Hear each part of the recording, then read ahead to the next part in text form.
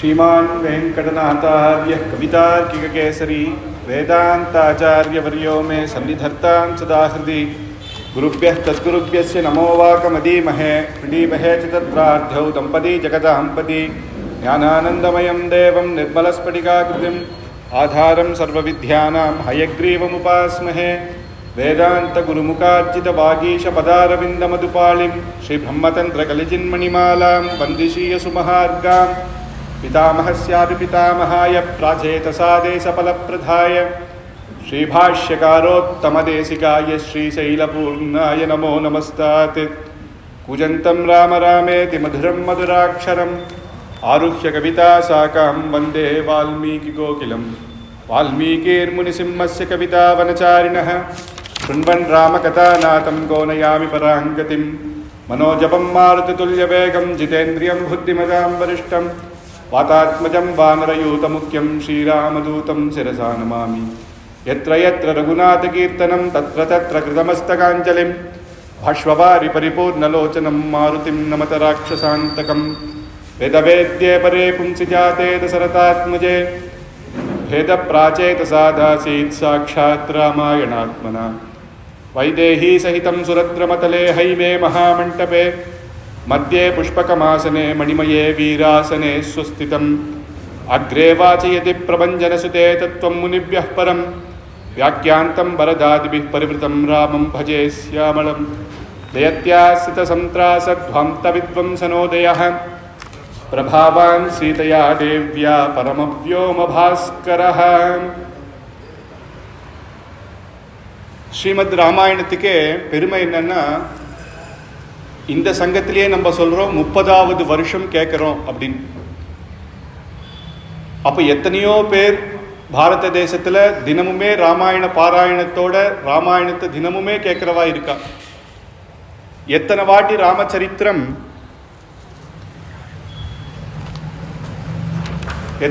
ராமச்சரித்திரம் கேட்டாலும் அதை சொன்னாலும் அதில் இருக்கிற ஆச்சரியமான அர்த்தங்கள் வந்துட்டே தான் இருக்கு.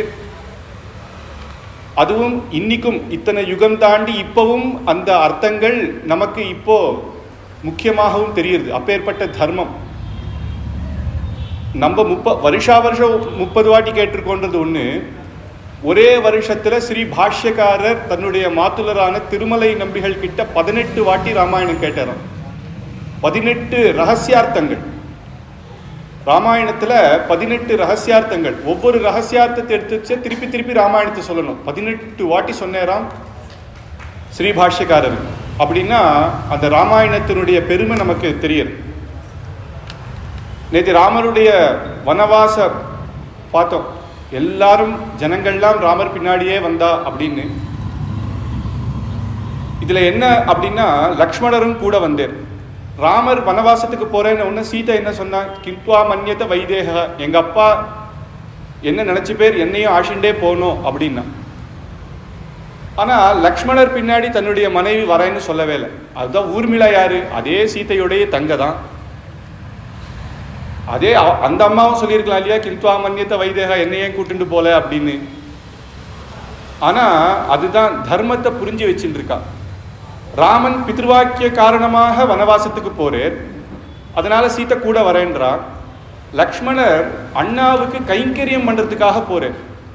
அப்ப நம்ம கூட போனா என்ன ஆகும் அப்படின்னா, கைங்கரியம் பண்ண முடியாது. ஏன்னா தன்னுடைய மனைவி ஆஷினம் தான், அவளை பார்த்துக்கணும். காடு என்ன நகரத்துக்காக போறோம், அப்போ அந்த அம்மாவை பார்த்துக்கணும். அப்படி ஆகும்போது அவருக்கு அந்த கைங்கரியம் விட்டு போயிடும். அதனால புரிஞ்சுக்கிறா, கைங்கரியத்துக்காக போறவரை நம்ம சிரமப்படுத்தக்கூடாது அப்படின்னு ஊர்மிளை. அப்படி ஒவ்வொரு பாவம். சீதையேன் போனா அப்படின்னா ரகசியார்த்தம் என்னன்னா, ராவண வத பரியந்தம் போறா இல்லையா. ராவணனுக்கு மாதா ஜெகன்மாதாவான சீதை முன்னாடியே போய் ஒரு நல்லதை சொல்லணுமா, ஏதாவது பண்ணி மித்திரபாவேன சம்பிராப்தம், ராமன் கிட்ட மித்திரனா இரு, அவர் உன்னை உற்றுவேர் அப்படின்னு சொல்றதுக்காகவே தானும் வனவாசத்துக்கு வரேன், அந்த ராவணனை திருத்த ஒரு சான்ஸாவது கிடைக்குமே அப்படின்னு நினைக்கிறார். அது ரகசியார்த்தம். அப்படி ஊர்மிளையுடைய வைபவம். தர்மம், அர்த்தம், காமம், மோக்ஷம் அப்படின்னு புருஷார்த்தம் 4 சொல்லுவார். சில பேர் வசத்தியா என்ன சொல்லுவார், தர்மம் தான் முக்கியம் அப்படின்னு. ராமன் அதை தான் சொல்றார், தர்மம் தான் முக்கியம் அப்படின்னு. ஆனா லக்ஷ்மணர் என்ன சொல்றார், அர்த்தம் முக்கியம். முதல்ல தனம், அர்த்தம்னா தனம். ஆனால் லக்ஷ்மணர் எந்த விதத்தில் சொல்கிறேன்னு பார்க்கணும். அண்ணா முதல்ல ராஜ்யத்தை ஏற்றுக்கோ, ராஜ்யத்தை ஏற்றுன்னு ராஜ்யம் கையில் வந்துடுச்சுன்னா நம்ம கிட்ட எல்லாம் பவர் வந்துடும், அதுக்கப்புறம் தர்மம் பண்ணலாம். இல்லை, ராஜ்யத்தை முதல்ல ஏற்றுக்கோரும், நான் பக்கத்தில் இருக்கேன்ற. ஆனால் ராமன் தள்ளிடுற, இல்லை இல்லை தர்மம் தான்ப்பா முக்கியம் அப்படின்னு. நம்ம இந்த தேசத்தில் பார்க்குறோம் 2 விதமான ராஜ்யம் இருக்குது. கவர்மெண்ட் வந்து மக்களால் தேர்ந்தெடுக்கப்பட்ட ராஜ்யம், இன்னொன்று வந்து அவா பசங்கன்னு டைனஸ்டி ரூல் அப்படின்றான். ராமருக்கு 2மே வந்தது. அப்படின்னா பித்ரு பைத்தாமகமாக இக்ஷ்வாக்கு குலத்தில் வம்சாவளியாக அவர் பையன்னு பார்க்கும்போது தசரதருக்கு ராமர் ஜேஷ்ட புத்திரன். ஆனால் அதை வேணான்ட்டு, சத்தியத்துக்காக தர்மத்துக்காக அதை வேணான்ட்டு மக்களும் ஏத்துண்டான். தசரதர் கேட்கிறார் மக்கள் கிட்ட, இச்சாமோகி மகாபாகம்னு அத்தனை மக்களும் ராமன் தான் ராஜாவாகணும்னு ஏத்துக்கிறான். அதையும் வேண்டான்னு தள்ளிடுறாரு. ஏன் அப்படின்னா ராஜ்யம் மக்களால் தேர்ந்தெடுத்தா மட்டும் போறாது. ஏன்னா நமக்கு ஆளுமை இருக்கணும். ஆளுமை இல்லாதவன் மக்கள் தேர்ந்தெடுத்தாலும் அவங்க உட்காந்து என்ன பண்ண போறான் பதவியில. ஆனா பித்ரு பைத்தாமகமாக வந்தாலும் அதுக்காக நம்ம அப்பா அந்த சின்ன வயசுல அந்த ராஜ்ய பாரம்லாம் நம்ம கத்துண்டு தான் வரணும். 2மே இல்லைன்னா ராமர் என்ன சொல்றேன்னா தர்மத்துக்காகத்தான்ப்பா ராஜ்யம். நானே சத்தியத்தை மீறினேன்னா நாளைக்கு ஜனங்கள் என்ன பண்ணுவான்? நீரே சத்தியத்தை மீறிட்டே, நீர் அப்பா பேச்சு நீர் கேட்கல, நாளைக்கு என்ன வந்து நீர் சொல்றே அப்படின்னு கேட்க மாட்டாளா? அதனால நம்ம ஒரு வழிகாட்டியாக இருக்கணும். சத்தியத்தையும் தர்மத்தையும் ரட்சிச்சுட்டு அதுக்கப்புறம் ராஜ்யத்தை ஏற்று மக்களை நான் காப்பாற்றுறேன் அப்படின்னு ஸ்வதர்மம் முக்கியம் அப்படின்றத எடுத்து காட்டி அந்த 2 இதுவும் தடத்தி தர்மத்துக்காகவே அப்படின்னு லக்ஷ்மணருக்கு சொல்லி அங்கேருந்து வனவாசத்துக்கு வரா. சித்திரக்கூட்டத்தில் பரதன் பாதுகையை ஏற்றுண்டு பாதுகா பட்டாபிஷேகம் பண்ணேர் அப்படின்னு நம்ம பார்த்தோம். அந்த பாதுகையே ராஜாவா வச்சு, அதனால தான் பரதன் 1000 ராமனுக்கு சமம் அப்படின்னு கம்பன் சொல்றாரு. 1000 ராமன். ஏன்னா வந்த ராஜ்யத்தை விட்டுட்டு ராஜ்யத்தில் உட்கார சொன்னா மாட்டேன்னு சொல்லி அண்ணா எப்படி இருப்பானோ அப்படி இருந்து கைங்கரியம் பண்ணிட்டு பாதுகை கிட்ட கேட்டுதான் ஒவ்வொரு சாசனங்கள் பண்றேர் அப்படின்னா அது பரதனுடைய பெருமையே காட்டுறது. ராமாயணத்தில் பார்த்தா ராமாயணத்தில் யார் கதாநாயகன் அப்படின்னா ராமன் தான் கதாநாயகன் நம்ம எல்லாரும் சொல்லுவோம். ஆனால் ராமன் நினைக்கிற ராமாயணத்தில் ராமனுக்கு கதாநாயகன் யாருன்னா பரதன் தான். நான் சொன்னேன்ற ஒரே காரணத்துக்காக பரதன் போய் ஆட்சி செஞ்சான் பாத்தியா அப்படின்னு சந்தோஷப்படுறேன். ஏன்னா மக்களை விட்டு 4 பேருமே நம்ம வந்துட்டா என்ன, அந்த மக்களை ரட்சிக்கணும். அதனால அப்பா கேட்ட வரன்ல 2 வரன்ல 1 வரன் பரதனை ராஜ்ய பரிபாலனம் பண்ணணும்னு சொல்லியிருக்கேன். நான் எப்படி 14 வருஷம் காட்டுக்கு போறேனோ அந்த மாதிரி நீயும் இந்த ராஜ்யத்தை ஏத்துண்டே ஆகணும் அப்படின்னு பரதன் கிட்ட சொல்லி பரதன் பாதுகா பட்டாபிஷேகம் பண்ணி 14 வருஷம் ராமருடைய ராமராஜ்யம் அப்படின்னு சொல்லுவோம். ராமராஜ்யம் அவ்வளவு வசதி. ராமராஜ்யத்தில் கூட ஒரு சின்ன தவறு இருந்துதான். ஏன்னா ஒருத்தி தப்பா நினைக்கிறா, சீதையை இவர் ஏத்துட்டேரேன்னு ஒருத்தன் தப்பா நினைக்கிறான். ராமராஜ்யத்திலையும் அவனுக்கு தெரியல, அஜ்ஞானியா இருந்தா கூட தப்பா நினைக்கிறான். ஆனா பாதுகா ராஜ்யத்துல ஒருத்தர் கூட மனசால நினைச்சது இல்லையாம் இப்பேற்பட்ட ராஜ்யம் அப்படின்னு பாதுகா ராஜ்யத்தினுடைய பெருமையை சொல்றேன்.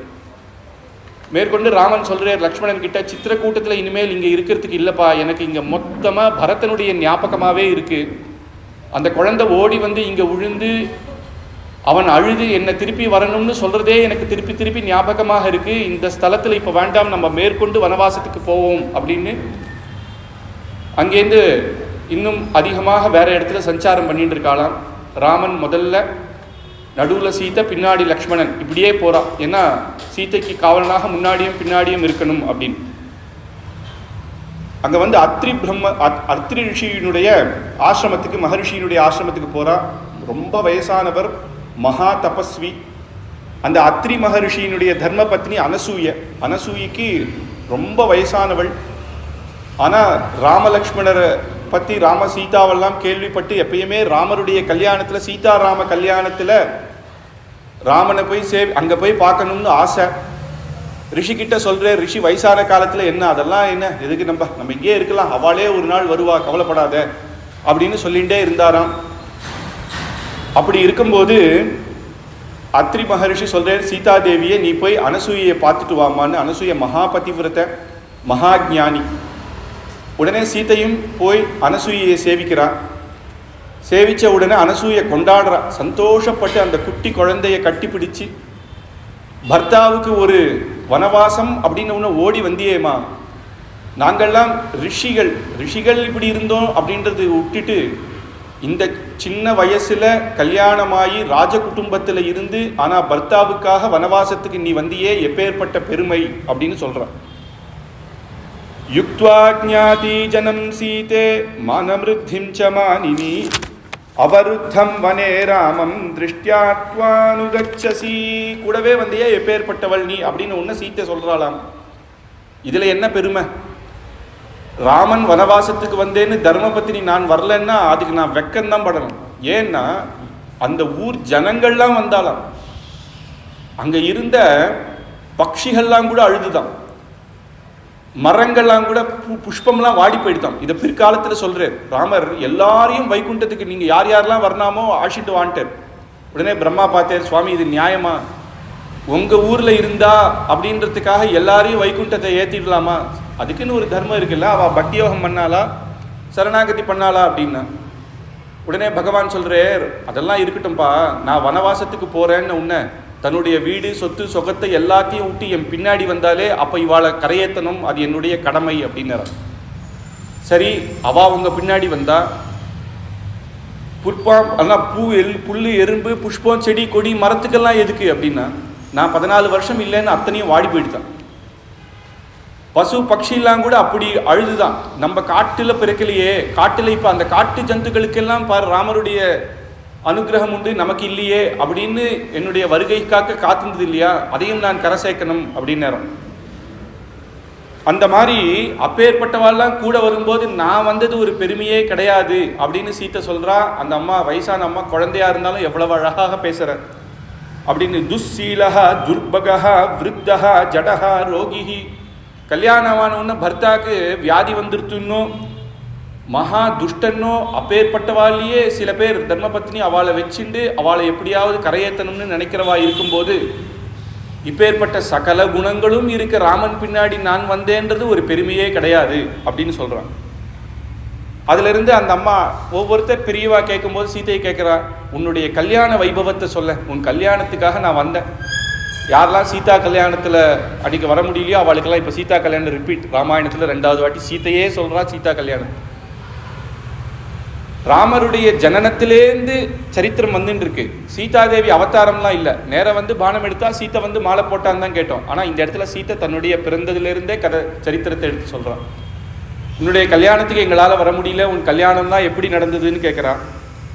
உடனே சீத்தை சொல்கிறா, ஜனக மகாராஜா அவர் யஜ்ஞம் பண்ணி யஜ்ஞத்துக்காக மண் உழும்போது மிதிலாதிபதேர் வீரோ ஜனகோ நாம தர்மவித் அகம் கிலோ இத்வா பீத்வா ஜகதி நிருபதே சுதஹா அப்படின்னு அப்பேற்பட்ட தர்மாத்மா எங்கள் அப்பாவுக்கு அந்த யஜ்ஞம் உழும்போது நான் குழந்தையாக அந்த மண்ணுக்குள்ளே கிடச்சேன்.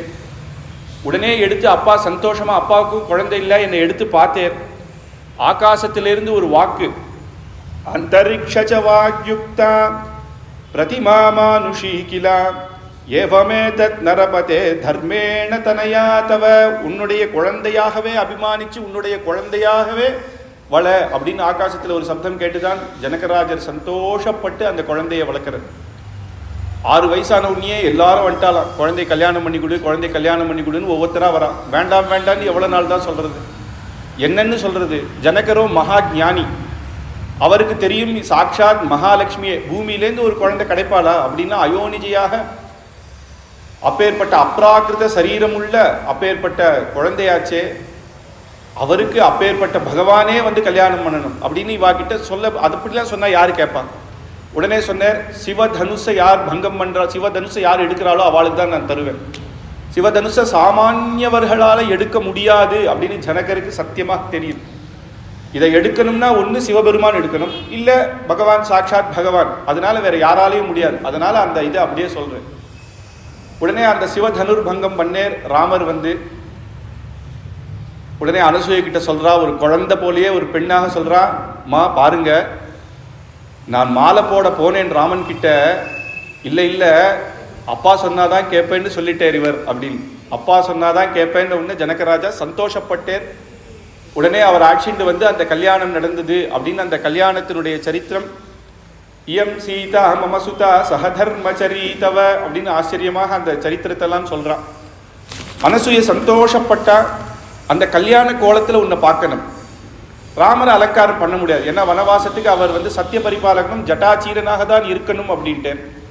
சீதைக்கு அந்த இது கிடையாது, அதனால நகை போட்டுக்கலாம், தப்பில்லை. அதனால உனக்கு நான் நகையெல்லாம் யோக மகிமை உள்ளவர்கள் ரிஷிகள், அப்படி யோகத்தினால பார்த்தா போருமாம். அப்படி ஸ்வர்க்கத்திலேருந்து அத்தனை நகையும் கொட்டிட்டு அன்னைக்கு கல்யாண கோலத்தில் நீ எப்படி இருந்தியோ அதே மாதிரி எனக்கு சேவை சாதிக்கணும்னு அனசூயையே தானே தலைவாரி பின்னெல்லாம் பின்னி கோடாலி முடிச்செல்லாம் போட்டு அந்த புது அந்த அலங்காரங்கள்லாம் பண்ணி அந்த குழந்தைய பார்த்தாலாம். குழந்தை சீத்தை சேவிக்கிறா. உடனே சொல்கிறா, சாயங்காலம் ஆயிடுத்து, அனுஷ்டானத்துக்கு காலம் வந்துடுத்து. அந்த காலத்தில் அந்த யுகத்தில் ஸ்திரீகளுக்கும் சாயங்காலத்தில் அனுஷ்டானங்கள் இருக்குது அப்படின்னு நமக்கு இதில் தெரியுது. அனுஷ்டானத்துக்கு எல்லாரும் ரிஷிகள்லாம் தீர்த்தக்கரைக்கு போக ஆரம்பிச்சுட்டா நாம் போகணும். நீ ஒரு வாட்டி ராமன் பக்கத்தில் நில்லு, அதை நாம் பார்க்கணும். நேரடியாக பார்க்க மாட்டாலாம். ஸ்திரீ தான், ராமன் குழந்தை தான். அனசூய வயசு 120 வயசு இருக்கும். அப்போ ரிஷிகளுக்கு வயசே சொல்ல முடியாது. 120 கூட இல்லை, அவளுக்கு என்ன வயசுன்னே சொல்ல முடியாது. வயசான பாட்டி ஆனால் கூட ராமன் அந்த நேர பார்க்கல. நீ போய் அங்கே நில்லு, நான் இங்கேருந்து ஓரமாக அந்த இதுலேருந்து அப்படி பார்க்கணும் அப்படின்ன உடனே சீதாதேவியும் வரா. ராமனும் சந்தோஷப்படுறே. அப்பேற்பட்ட அனசூய சொன்னால் அதை நம்ம கேட்கணும் அப்படின்றதோட பக்கத்தில் நின்று அங்கேருந்து அங்கே அம்மா அப்படியே கை கூப்பி சேவிச்சு ஆனந்த பாஷ்யம் விட்டாலாம். அதை பார்த்த உடனே ராமருக்கு சீதையை பார்த்து சந்தோஷம், லக்ஷ்மணருக்கு அண்ணாமண்ணியை பார்த்து அப்பேற்பட்ட சந்தோஷத்தோட அனசூய அங்கேருந்து திரும்பினாள் அப்படின்னு அந்த சரித்திரம். சீதா கல்யாண வைபவத்தை இங்கே வால்மீகி மகரிஷி திருப்பி சொல்கிறேன். உடனே காட்டுக்குள்ளே போக ஆரம்பிச்சிட்டா. ராமர் சொல்கிறேர், இது வரைக்கும் வந்த வனம் சாதாரண வனம், இனிமேல் வரப்போகிற வனம் கோரமான வனம். இங்கே ராட்சசர்கள்லாம் நடமாடுவா, குரூர ஜந்துக்கள்லாம் நடமாடணும். அதனால் லக்ஷ்மணர் சொல்கிறேர், ஜாக்கிரதையாக இருக்கணும். மேற்கொண்டு போனால் ஒவ்வொரு இடத்துல போனால் மகர் ரிஷிகள்லாம் தபஸ் பண்ணுறாலாம். இவெல்லாம் இன்னும் அதிகமான யோகத்தில் சில பேர்லாம் மரத்தில் தொங்கிண்டே தபஸ் பண்ணுறாலாம். ஒத்த காலில் நின்று சில பேர் தபஸ் பண்ணுறாலாம். அக்னியை மூட்டி அது நடுவில் உட்காந்து சில பேர் ஒத்த காலில் தபஸ் பண்ணுறாலாம். திடீர்னு சாயங்காலம் சந்தியாவந்தனம் பண்ணலான்னா ஜலஸ்தம்பம், ஜலத்துக்குள்ளே ஒரு ரிஷி இருந்து அப்படியே தன்னுடைய மூச்சு அடக்கிட்டு தபஸ் பண்ணுறாராம். கோரமான வனமாக இருக்கு. பிரம்மவித்பிர் மகாபாகௌ பிராமணௌ ரூபசௌபிதம் தம் திருஷ்ட்வா ராகவஹ ஸ்ரீமாம்ஸ்தஹ அப்படின்னு தாபசாஸ்ரம மண்டலம். அந்த ரிஷிகள்லாம் அப்பேற்பட்ட யோகத்தில் இருக்கச்சியும் ராமன் வரேன் அப்படின்றத கவனிச்சுட்டான். ராமர் என்ன எதுக்காக நம்ம யோகம் பண்ணுறோம்? அப்பேற்பட்ட சர்வேஸ்வரனை நம்மளுடைய ஹிருதயத்தில் அஷ்டாங்க யோகத்தில் நினைக்கிறவர் நம் கண் முன்னாடி நடந்தா அவரை சேவிக்கணும் அப்படின்னு அந்தந்த ரிஷிகள் அப்படியே அந்த யோகத்தெல்லாம் விட்டு பெரிய ஒரு இடத்துல கூடி அந்த இடத்துல ராமரை அங்கே ஆட்சிண்டு வந்து சீதாராமருக்கு பூஜை பண்ணணும் அப்படின்னு அங்கேருந்து கூப்பிட்டுறான். அப்போ ராமர் எப்படி இருக்காருன்னா கம்பீரமாக இருக்கிறான். ரூபசம்ஹனனம் லக்ஷ்மி சௌகுமார்யா சுவேஷதாம் ததர்ஷு விஸ்மிதாகாரா ராமஸ்ய வனவாசினி. அவரோ எப்பேற்பட்ட அயோத்தியா ராஜகுமாரர், எல்லாத்தையும் விட்டு அப்பேற்பட்ட பட்டு பீதாம்பரம்லாம் கட்டிக்கிறவர் எல்லாத்தையும் விட்டு மரவுரிய கட்டிண்டு அவர் அப்படி அந்த இருக்கச்ச. ஆனால் இவா ரிஷிகள் சொல்லலாம் இதான் இவருக்கு அழகாக இருக்குன்னு. ஏன்னா அவாவாளுக்கு அவாவாளுடைய ட்ரெஸ் தான் பிடிக்கும் ரொம்ப. அவள் அப்படி இருக்கிறதுனால ராமர் இவ்வளவு அழகாக இருக்கிறார். ஆனால் உண்மையிலேயே பார்த்தாலும் பகவான் ராமரை எங்கேயோ மதுராந்தகத்திலேயோ திருவேந்திபுரத்துலேயோ ராமனை சேவிச்சா ஏகாந்தமாக நகை அலங்காரத்தோடு சேவிக்கிறது ஒரு அழகு. திருமஞ்சன சேவையில் ஏகாந்தமாக அந்த கம்பீரத்தில் அவர் புஜமத்தோடு இருக்கிற அந்த ராமரை சேவிக்கிறது தனி அழகு தானே. அந்த அழகு இந்த ரிஷிகளுக்கு தான் கிடைச்சிருக்கு. அதனால சொல்கிறார் ரூப சம்மனனம், கம்பீரமான ஆஜானுபாகுவான இந்த ரூபம் இதை அவ சேவிச்சு மகர்ஷிகள்லாம் அங்கே வர சொல்கிறார் ராமரை சேவிச்சு.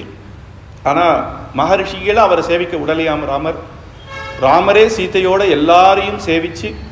நாங்கள் அயோத்தியா ஜனங்கள் எல்லாம் ஸ்வஜனங்கள் என்றைக்குமே நம்மளோட பறந்து வளர்ந்தவாளெல்லாம் விட்டுட்டு வருதுன்றது அவ்வளவு கஷ்டம். ஒரு ஊர்லேருந்து நம்ம இருந்து 10-15 வருஷம் இருந்துட்டு அங்கேருந்து வருதுன்னா எவ்வளவு கஷ்டம். அதுவும் அவர் ராஜா வேற, எல்லாம் தன் மக்கள்.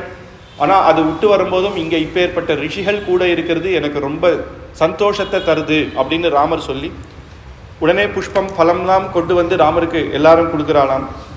உடனே எல்லாருமா சேர்ந்து ரிஷிகள்லாம் சரணாகதி பண்ணுறாளாம் ராமன் கிட்ட.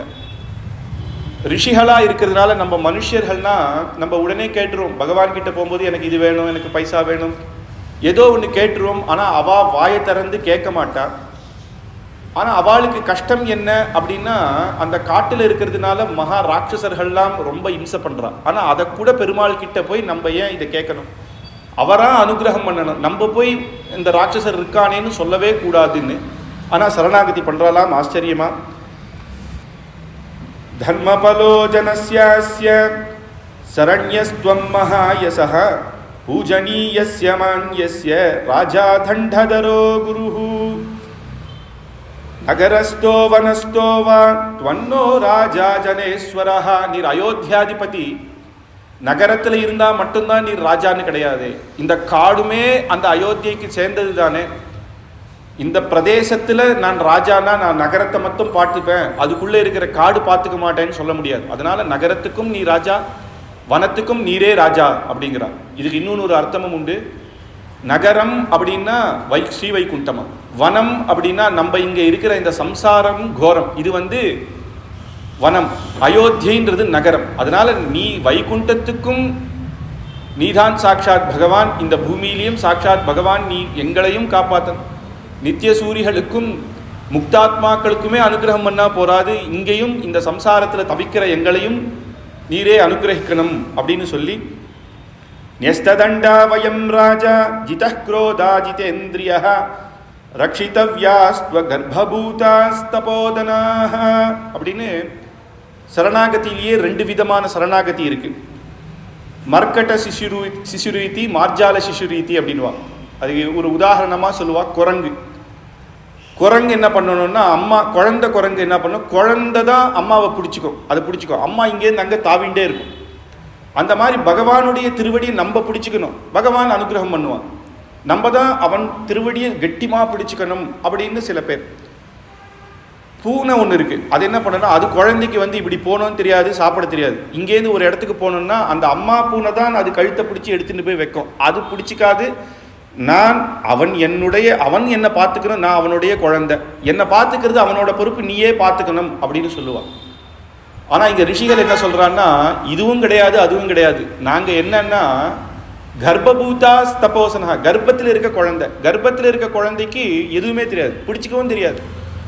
அம்மாவா நல்ல ஆகாரம் எடுத்துக்கணும்.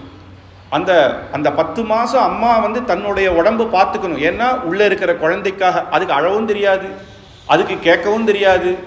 அந்த மாதிரி நாங்கள். அதனால எங்களுக்கு என்ன சௌக்கியமோ நீரா அது பண்ணாதான் உண்டு. நாங்களா கேட்கவும் தெரியாது. அந்த பூனை மாதிரி எங்களை பிடிச்சிட்டு போகிறதும் கிடையாது. நாங்கள் வயிற்றுக்குள்ளே நாங்கள் அப்படியே இருப்போம் அப்படின்னு அந்த ரிஷிகள் சொல்கிறாளாம். அப்படி சொல்கிறாளே, ஆனால் கேட்குறாளே, வாயை திறந்து சொல்கிறாளே அப்படின்னா அது ஆர்த்தி அதிசயம். அவ்வளவு ஒரு கவலை அந்த ராட்சசர்களுடைய இம்சை. அதனால் அந்த ஆர்த்தி அதிசயத்தாலே அந்த விஷயத்தை சொல்கிறாளே தவிர, அப்போ கூட அவளுடைய எண்ணம் என்னென்னா பகவானை காப்பாற்றுன்னு கேட்கக்கூடாது, அவரே அனுகிரகம் பண்ணணும், அவர் பண்ணுவேர் அப்படின்ற அத்தனை நம்பிக்கையும் அந்த இதில் ரிஷிகள் பண்ணுறான். இப்போ பெருமாள் சொல்கிறார், அப்போ என்ன சொல்லணும்? நம்மளா இருந்தால் என்ன சொல்லுவோம்?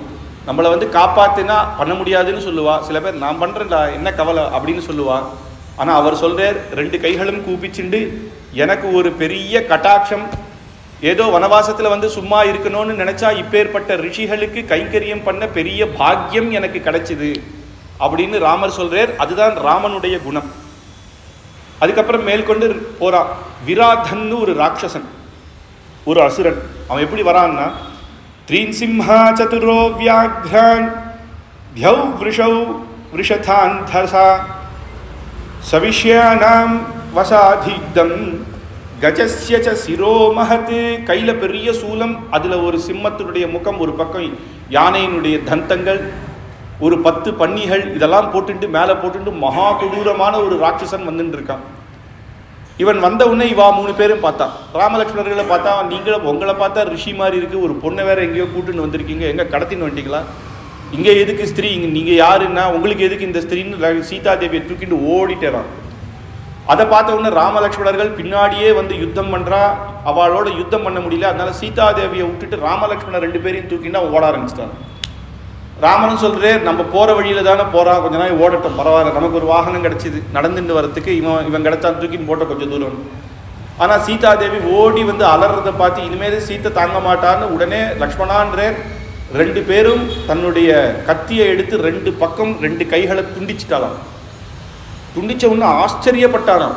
எப்பேற்பட்ட மிருகங்கள்லாம் யானையவே ஒரு க்ஷணத்தில் அடிக்கக்கூடியவன், இவா யாரு, இப்பேற்பட்ட பலபராக்கிரமர்களாக இருக்காளேன்னு நீங்க யாருன்னு கேட்குறான். உடனே அவா சொல்றா, இப்பேற்பட்ட தசரத சக்கரவர்த்தியுடைய குமாரர்கள்.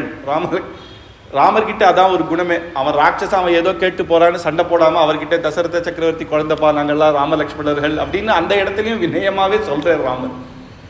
உடனே அவன் பார்த்தா, ஆஹா, எனக்கு நான் சாபத்தினால தான் இப்படி இருக்கேன், நான் ஒரு கந்தர்வன், ரிஷியை போய் ஏதோ இம்சை பண்ணும்போது அவர் சபிச்சுட்டேர், அரண்ய காண்டத்தில் ராமர் வந்து அனுகிரகம் பண்ணுவேர், அவா 2 பேரும் ஒன்ன அவா காலால் வச்சு மண்ணில் எடுத்து உள்ள தள்ளி அவா புதைச்சா அவா கையால் உனக்கு கடைசி சம்ஸ்காரம் பண்ணா நீ மோட்சம் உனக்கு அப்படின்னு, உனக்கு சாப விமோச்சனம் அப்படின்ட்டு அப்படின்னு அப்படி சொல்லிகிட்டே இருக்கான். ஆனால் சண்டை போடுறான், ராமலக்ஷ்மணர்களோட யுத்தம் பண்ணுறான். ராமன் பார்த்தே தன்னுடைய பாதத்தை அவன் மேலே வச்சு அவனை மடிச்சேர், லக்ஷ்மணா பெரிய குழியா தோண்டு அப்படின்னு. சரி ஏதோ சொல்கிறான், இவன் ஏதோ சொல்கிறான்னு அடிக்காம, சரி சாப விமோச்சனம்னு சொல்லிட்டானே அப்படின்னு லக்ஷ்மணரை நீ தோண்டுன்ற. அவனா பேர்பட்ட இவனா இருக்கான், அதுக்கு தகுந்த மாதிரி லக்ஷ்மணரை தோண்டின்னு இருக்கார். அது வரைக்கும் இவன் ஏந்து ஓடக்கூடாதுன்னு தன்னுடைய பாதத்தில் அப்படியே பிடிச்சிட்டு இருக்கிறான். கயாசுரனை கயையில் பகவான் எப்படி தன்னுடைய பாதத்தை வச்சு பிடிச்சிட்டேரோ, அங்கே எப்படி நம்ம பெரியோர்கள் எல்லாம் போய் பித்திருக்காரியம் பண்ணால் அவளுக்கு எல்லாம் பகவான் உத்தமமான கதியை கொடுக்குறானோ, அப்படி அந்த ராமருடைய சரணம் அவன் மேலே பட்டு அவன் மேலேயும் அப்படி சண்டை போட்டு இருக்குச்சு, அதில் தள்ளி அவன் புதைச்சிட்டேறான். அப்படியே உடனே கந்தர்வனாக அந்த ரூபத்தோட வெளில வரான். அந்த விமானத்தில் அவன் அந்த சொர்க்கலோகத்தை அடைய மேலே போகிறான். அதை பார்த்துட்டே கை கூபிச்சுட்டு, அங்கேன்னு சொல்கிறேன், சரபங்காசிரமம்னு ஒன்று இருக்குது சுவாமி, அங்கே நீர் போகணும் அப்படின்னு அதையும் சொல்கிறான். அவன் நல்லவன் ஆயிட்டா இல்லையா, அவன் அந்த கைக்கரித்தையும் சொல்லிட்டு மேற்கொண்டு அப்படியே போகிறான். சரபங்கர் அப்படின்ற மகர்ஷி. இந்த அரண்ய காண்டமே மோட்ச காண்டம் அப்படின்னு சொல்லுவாள். இந்த காண்டத்தில் தான் எல்லாருக்கும் மோட்சம், சரபங்க மோட்சம். இப்போ விராதன் உத்தமகதியை அடைஞ்சான், அதுக்கப்புறம் சபரி மோட்சம், ஜட்டாயு மோட்சம், எல்லாமே இந்த அரண்ய காண்டம். அதனால இதுக்கு மோட்ச காண்டம்னே பேர். நம்ம எல்லாருக்கும் இந்த அரண்ய காண்டத்தை கேட்டாலே ஆச்சாரியன் கிட்ட சரணாகதி பண்ணணும் அப்படின்ற எண்ணம் வந்து ஆச்சாரியன் அனுகிரகத்தினால எல்லாருக்கும் மோட்சம் கிடைக்கும். அப்பேற்பட்ட அந்த தூண்டும், அந்த ஆச்சாரியன் கிட்ட போய் நம்ம சரணாகதி பண்ணணும் அப்படின்ற தூண்டக்கூடிய அப்பேற்பட்ட காண்டம். சமீபே சரபங்கஸ்ய ததர்ஷ மஹத்புதம் விப்ராஜமான வபுஷாம் சுரைர் அப்படின்னு மஹத்புதத்தை பார்த்தேராம். அவர் வந்து சரபங்காசிரமத்துக்கு போகிற சமயத்தில் இந்திர விமானத்தில் அங்கே கீழே வரானாம். உடனே ராமலக்ஷ்மணர், சரி நம்ம நேரம் உள்ளே போகக்கூடாது, நம்ம வெளில நிற்கிறான், ஏதோ இந்திரன் வந்திருக்கான், அவர் ஏதோ போய் ரிஷிக்கிட்ட ஏதோ கேட்க போகிறான்னு நினச்ச உடனே நேரம் உள்ளே போகிறாராம். ரிஷிக்கிட்ட ஏதோ பேசினேர். உடனே நேரம் வந்தேர், விமானத்தை எடுத்துன்னு மேலே போயிட்டேராம். ஆச்சரியமாக இருக்குது, இந்த மாதிரி என்ன காரணம் அப்படின்னு. சரி நம்ம மேலே போய் பிரயுக்தே து சஹஸ்ராட்சே ராகவம் சபரிச்சதே அப்படின்னு அவன் போட்டோன்னு அங்கே வெயிட் பண்ணி அங்கேருந்து ராமலக்ஷ்மணர்கள் உள்ளே போகிறா. அந்த மகரிஷியை சேவிக்கிறேர், ராமரை பூஜை பண்ணுறேர். அப்பேற்பட்டவன் ராமா, சத்தியசந்தராச்சே, பிதுவாக்கிய பரிபாலனத்துக்காக நீ வந்திருக்கியேன்னு சீதாதேவியும் பெருமையாக சொல்லி உடனே சொல்கிறேர், பிரம்மச்சாஸ்ய நாகபிருஷ்டஸ்ய பிரதிகிருஷ்வமாமகம் அப்படின்னு. நான் யஜ்யம் பண்ண சகல தபம், அப்புறம் யஜ்யம் பண்ணேன், தபஸு பண்ணேன், யஜ்யம் பண்ண பலனும் தபஸு பண்ண பலனும் உம்முடைய திருவடியிலேயே நான் சமர்ப்பிக்கிறேன் அப்படின்னு நேரம். ஏன்னா யஜ்யத்தினால யஜ்யம் பண்ண நமக்கு என்ன பலன் அப்படின்னா ஸ்வர்க்கம் தான் கிடைக்கும். தபஸு பண்ண பிரம்மலோகம் கிடைக்கும். ஆனால் இவர் சொல்கிற ரெண்டுத்தையும் கிருஷ்ணார்ப்பணம் அப்படின்னு பண்ணிட்டா வைகுண்டம். இப்போ வந்தது யாரு? ராமர். அப்புறம் சொல்கிற ரகசியமா, இந்த இந்திரன் எதுக்கு வந்தார்னா இவருடைய தபோபலத்தினால இந்திரலோகத்துக்கு போகணும். அதுலேயே இந்திரலோகத்தில் இந்திரனுடைய பார்ஷத்தர்கள் வந்து கூட்டுண்டு போவா. ஆனால் யஜ்யம் பண்ணி யஜ்யத்தினால ஸ்வர்க்கத்தை சம்பாதிச்சா இந்திரனே வந்து அவள் ஆட்சிட்டு போகணும். சொன்னேர் இந்திரன் கிட்ட, ராமர் வந்துட்டு இருக்கார், ஒரு 10 நிமிஷம் டைம் கொடுப்பா, ராமரை சேவிச்சுட்டு நான் உன் கூட வரேன்று. கடைசியில் எப்போ இந்த தபஸெல்லாம் ராமனுடைய திருவடியில் சமர்ப்பிச்சுட்டேரோ இனிமேல் மோட்சம்தான். சரபங்கர் யோகத்திலேயே ராமரை சேவிச்சுட்டே ராம ராம ராமன்ட்டு தாரக மந்திரத்தை சொல்லி நேர அவர் மோட்சத்தை அடைஞ்சேர் அப்படின்னு. இந்திரனுக்கு இனிமேல் வேலை இல்லை, அதனால அவர் மோட்சத்தை அடைஞ்சேர் அப்படின்னு ஆச்சரியமான இங்கே சரித்திரம். லக்ஷ்மணன் சீதையோட ராமர் அந்த இடத்த சேவிச்சுட்டு இங்கே ரிஷி இருந்தேர் அப்படின்னு போகிற சமயத்தில் சொன்னேராம், எனக்கு நிறைய சிஷ்யர்கள்லாம் இருக்கா, நான் இல்லாத அவள் ரொம்ப கஷ்டப்படுவான், அவளெல்லாம் சுதீக்ஷணர்னு ஒரு மகரிஷி ஆசிரமத்தில் நீர் கொண்டு விட்டுடணும் அப்படின்னு சொல்கிறேன். சுதீக்ஷர் ஆசிரமத்துக்கு இவாள் எல்லாம் ஆஷிண்டு ராம லக்ஷ்மணர்கள் சீதாதேவியும் போயிட்டு இருக்கா. அப்போ அந்த ரிஷி ஒருத்தர் சொல்ற, நீ சொல்ல ராமர்கிட்ட நீ சொல்ல அப்படின்னு ஏதோ சொல்ல வரான்னு தோன்றது. ஏற்கனவே நேற்று பார்த்தோம், ராமர் பிரியபாஷி பூர்வபாஷி அப்படின்னு. நம்ம பேசலைன்னா கூட அவர் என்ன ஆச்சு அப்படின்னு சௌக்கியமா அப்படின்னு கேட்பாராம். அவர் போகிறவரே இவர்கிட்ட நம்ம என்ன பேசுறது அப்படின்னு நினச்சாலும் எதுவும் இல்லை, யாராக இருந்தாலும் அவருக்கு தெரிஞ்சவான்னா அவர் பேசுவேன். இங்கே ஏதோ பேசிக்கிறாளே, சொல்ல தயங்குறீங்களே, எதுவாக இருந்தாலும் தைரியமாக சொல்லலாம் அப்படின்னு சொன்ன உடனே கண்களால் ஜலம் விட்டு ரிஷிகள் சொல்கிறாராம், சொல்லக்கூடாது தான், ஆனால் ரொம்ப அதிசயத்தினால சொல்கிறோம். இங்கே ராட்சசர்கள்லாம் சித்திரவதை பண்ணுறான்னு ஒருத்தர் அப்படியே கையை காட்டுறாராம். ஒரு கையெல்லாம் வெட்டி கிடக்கு, முதுகு ஒருத்தர் பின்னாடி திரும்பினா அப்படியே எலும்பாக இருக்குது. ஒரு இடத்துக்கு போய் ஒரு மலை போல் வெள்ளை மலை போல் இருக்குது. என்னன்னா அங்கே 14,000 ராட்சசர்களான கரதூஷணர்கள் இருந்தா. அவள் ராவணனுக்கு வேண்டியவா. அவெல்லாம் ஒரு நாளும் காத்தால ஒரு ருஷியை அடித்து அந்த எலும்பெல்லாம் எடுத்து போட்டு அந்த எலும்பே ஒரு மலைக்கூடாட்டம் இருக்கான். அப்படிலாம் சொல்லி ஏஹ பஸ்ய சரீனானி முனீனாம் பவதாத்மனா கிரியமானாம் வனே கோரம் ராட்சசோபிர்மகர்மபிஹி ததஸ்வசரணார்த்தம் ச சரண்யம் சமுபஸ்திதம். அப்பேற்பட்ட கோரம் ஏக பஷ்ய சரீனான், எங்களுடைய சரீரத்தெல்லாம் பாருன்னு காட்டின உடனே ராமருடைய கண்கள் செவந்துதான், உண்மைதான் நாங்கள் சரணமாக நினைக்கிறோம் அப்படின்னு உடனே ராமர் தன்னுடைய வில்லை எடுத்தேர். அந்த வில்லில் இருக்கிற மணிய ஓசை அப்படி ஆட்டினேர். க்ஷங் அப்படின்னு கேட்க, நான் என்னுடைய கோதண்டத்து மேலே சத்தியம் பண்ணி சொல்கிறேன், இந்த 14 வருஷம் வனவாசம் பண்ணி திரும்பி அயோத்தியா திரும்புறதுக்கு முன்னாடி இந்த வனத்தில் ஒரு ராட்சசர்களும் இல்லாத பண்ணிடுவேன், அராட்சசியமாக ஆக்கிடுவேன் அப்படின்னு ஜனஸ்தானே விஜனஸ்தானமாக்கிடுவேன். இங்கே வெறும் மனுஷர்கள்லாம் சந்தோஷமாக இருக்கும்படி பண்ணிடுவேன், ஒரு ராட்சசன் இருக்க மாட்டான், அப்போ தான் நான் அயோத்தியை திரும்புவேன் அப்படின்னு. அயோத்தியை கரெக்டாக சொல்லியிருக்கார். 14 வருஷத்தில் ஒரு முகூர்த்தம் கூட மாறாமல் அங்கே வரேன்னு சத்தியம் பண்ணியிருக்கார். அப்படின்னா என்னென்னா, இதை பண்ணிட்டு தான் நான் போவேன் அந்த நாட்குள்ளே அப்படின்னு. அப்புறம் கொஞ்சம் அப்படி முன்னாடி சுதீக்ஷணர்கிட்ட அவளெல்லாம் விட்டேர். சுதீக்ஷணர் சந்தோஷப்பட்டேர். சுதீக்ஷணரையும் சேவிச்சு மேல் கொண்டு வரும்போது லக்ஷ்மணர் ஏதோ வெளில போகும்போது சீதாதேவிக்கு இப்போதான் ஏகாந்தமான ஒரு சமயம் ராமர்கிட்ட பேச கிடச்சிதான். உடனே ராமரை பார்த்து சீதாதேவி சொல்கிறா, சீதை தாயார் ஜெகன்மாதா, ராட்சசர்களும் அவள் குழந்தை தான். பகவான் அப்படின்னா அவர் கண்ணு ஒன்று சூரியன் ஒன்று சந்திரன், பொசுக்கிடுவேர், பாவம் பண்ணவாளை பொசுக்கிடுவேர். ஆனால் தாயாருக்கு 2 கண்ணுமே சந்திரன் தான். அம்மாவுக்கு குழந்தை தப்பே பண்ணாலும் இல்லை என் குழந்தை தான் திருந்துவான் அப்படின்னு எப்படி ஒவ்வொரு அம்மாவும் நினைப்பாலோ, அந்த ராட்சசர்கள் சும்மா இருந்த ராட்சசர்களை வதம் பண்ணுறேன்னு இவர் வேற போய் சொல்லிட்டு வந்துட்டார். சத்தியசந்தராச்சே, சொன்னால் பண்ண வேண்டியது தான், எதுக்காக பண்ணணும்? அவ்வளோ ராட்சசர்களை அராட்சசியமாக பண்ணணுமா? எதுக்கு இந்த சபதம் பண்ணேர் அப்படின்னு ரொம்ப நாளாக கேட்கலாம் அப்படின்னு இருக்கான். அப்போ கேட்குறா, நிதானமாக கேட்குறா. சத்யசந்தா மகாபாகா ஸ்ரீமன் லக்ஷ்மண பூர்வஜः त्वयै சத்தியமாச்ச தர்மச்ச त्वयै சர்வம் பிரதிஷ்டிதம். தர்மத்துக்காகத்தான் நீர் இருக்கேர், சத்தியசந்தர், அதெல்லாம் தெரியும். எதுக்கு இந்த வனவாசத்துக்கு இந்த வில்லை கொண்டு வந்தார்? ரிஷி ரூபத்தில் தானே வரணும், ஜட்டாச்சீரனாக வரணும். அப்படின்னா ரிஷிகள் கையில் எதுக்கு வில்லு? ஏன்னா ஒருத்தர் தபஸ் பண்ணிகிட்டே இருந்தாராம், பாவம், ஒரு அப்பாவியான ஒருத்தர் தபஸ் பண்ணிகிட்டே இருந்தார். இந்த இந்திரன் என்ன பண்ணானா, கையில் ஒரு கத்தியை கொடுத்துட்டு போயிட்டான். அந்த கத்தியை எடுத்தார். அவர் பார்த்தார், ஏதோ நமக்கு உபயோகப்படும் போலேன்னு பார்த்தார். கொஞ்ச நாளில் புல்லெல்லாம் எடுத்தார், இது உபயோகப்படுதுன்னு. ஒரு ஜந்து அதை அடிக்கிறதுக்கு உபயோகப்பண்ணார். கடைசியில் ஒரு மனுஷன் வந்தால் மனுஷனே குத்திட்டார். அதனால் இந்த கையில் ஆயுதம் தான் நம்ம கை துருன்னு இருக்கும், ஏதோ ஒன்று பண்ணணும்னு நினைப்போம். அதனால தான் இந்த கன்று வச்சுக்கூடாதுன்னு ஏன் சொல்கிறாங்க, எவனையா போய் டப்பான்னு சுட்டுருவோம் கோவத்தில். எதுக்கு நீர் இதை வில்ல கொண்டு வந்தேன்? 14 வருஷம் ஜட்டாச்சீரனாக அழகாக வந்திருக்கலாம். அதுவும் இந்த வில்லால் இதில் வேற சபதம் வேற, இந்த தனுர் பங்கது, இது யாரையும் நான் அராட்சசன் ஆக்கிடுவேன்னு வேற சொல்கிறேன். அவ என்ன பண்ணா? பொய் சொல்கிறவா நீர் ராஜா தண்டனை கொடுக்கணும். சரி, பொய் சொல்கிறவாளோ ஸ்திரீகள் கிட்ட தப்பாக நடந்தாலோ அவாகிட்ட தண்டனை பண்ணுறது சகஜம்தான். ஒரு ராட்சசனும் இல்லாத பண்ணணும் அப்படின்ற இந்த சபதம் ஏன் அப்படின்னு சொல்கிறா சீதாதேவி. திரியேண வியசனான்யதே காமஜானி பவன்யத அப்படின்னு சொல்ல உடனே ராமர் உடனே கோபமும் வரல, சிரிச்சுட்டே ராமர் சொல்றார், நீ அப்படிதான்மா சொல்லுவ, ஏன்னா நீ ஜனகன் பெண்ணாச்சே, அவர் அப்பேற்பட்டவர், அப்பா கருணாமூர்த்தி, அதனால நீயும் அப்படிதான் இருப்ப.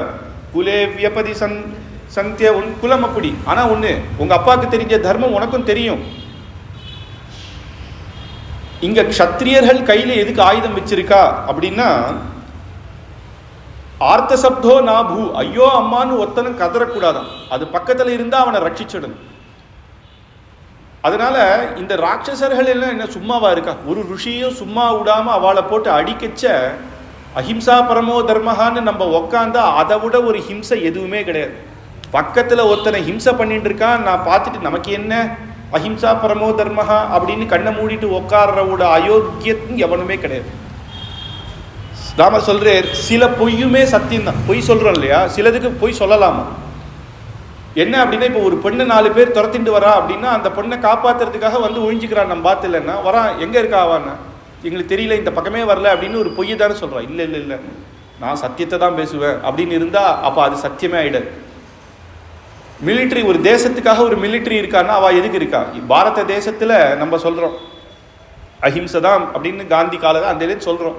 அப்புறம் எதுக்கு இவ்வளவு மிலிட்ரி எதுக்கு அப்படின்னா, நம்ம யாரையும் போய் படையெடுக்க போறது இல்லை. ஆனா நம்ம நாட்டில் வந்து நம்மள மக்கள் அழிக்கும் போது நம்மளை காப்பாத்திக்க கூட இல்லைன்னா என்ன ஒரு இது? ஒண்ணுமே இல்லாம பரதேசியா நான் இங்க வரும்போது இந்த ரிஷிகள் எனக்கு அவளுடைய பாக்கியம், அவளுக்கு கைக்கரியம் கிடைச்சதுன்னு நினைக்கும் போது அவள்லாம் இப்படி கதறி தன்னுடைய உடம்ப காட்டுற அளவுக்கு இருக்கும்போது நான் சும்மா இருந்தேன்னா அதை விட அயோக்கியத்தனை எதுக்கு கிடையாது. ஒரு டாக்டர் ஆப்ரேஷன் பண்ணுறான்னா கத்தியால் கட் பண்ணணும். அப்போ நான் ஆயுதமே எடுக்க மாட்டேன்னு சொன்னானா, நல்லதுக்காக சில வாட்டி ஆயுதம் எடுத்துதானே ஆகணும். அதனால தர்மங்கள் வந்து தர்ம சூக்ஷ்மம்.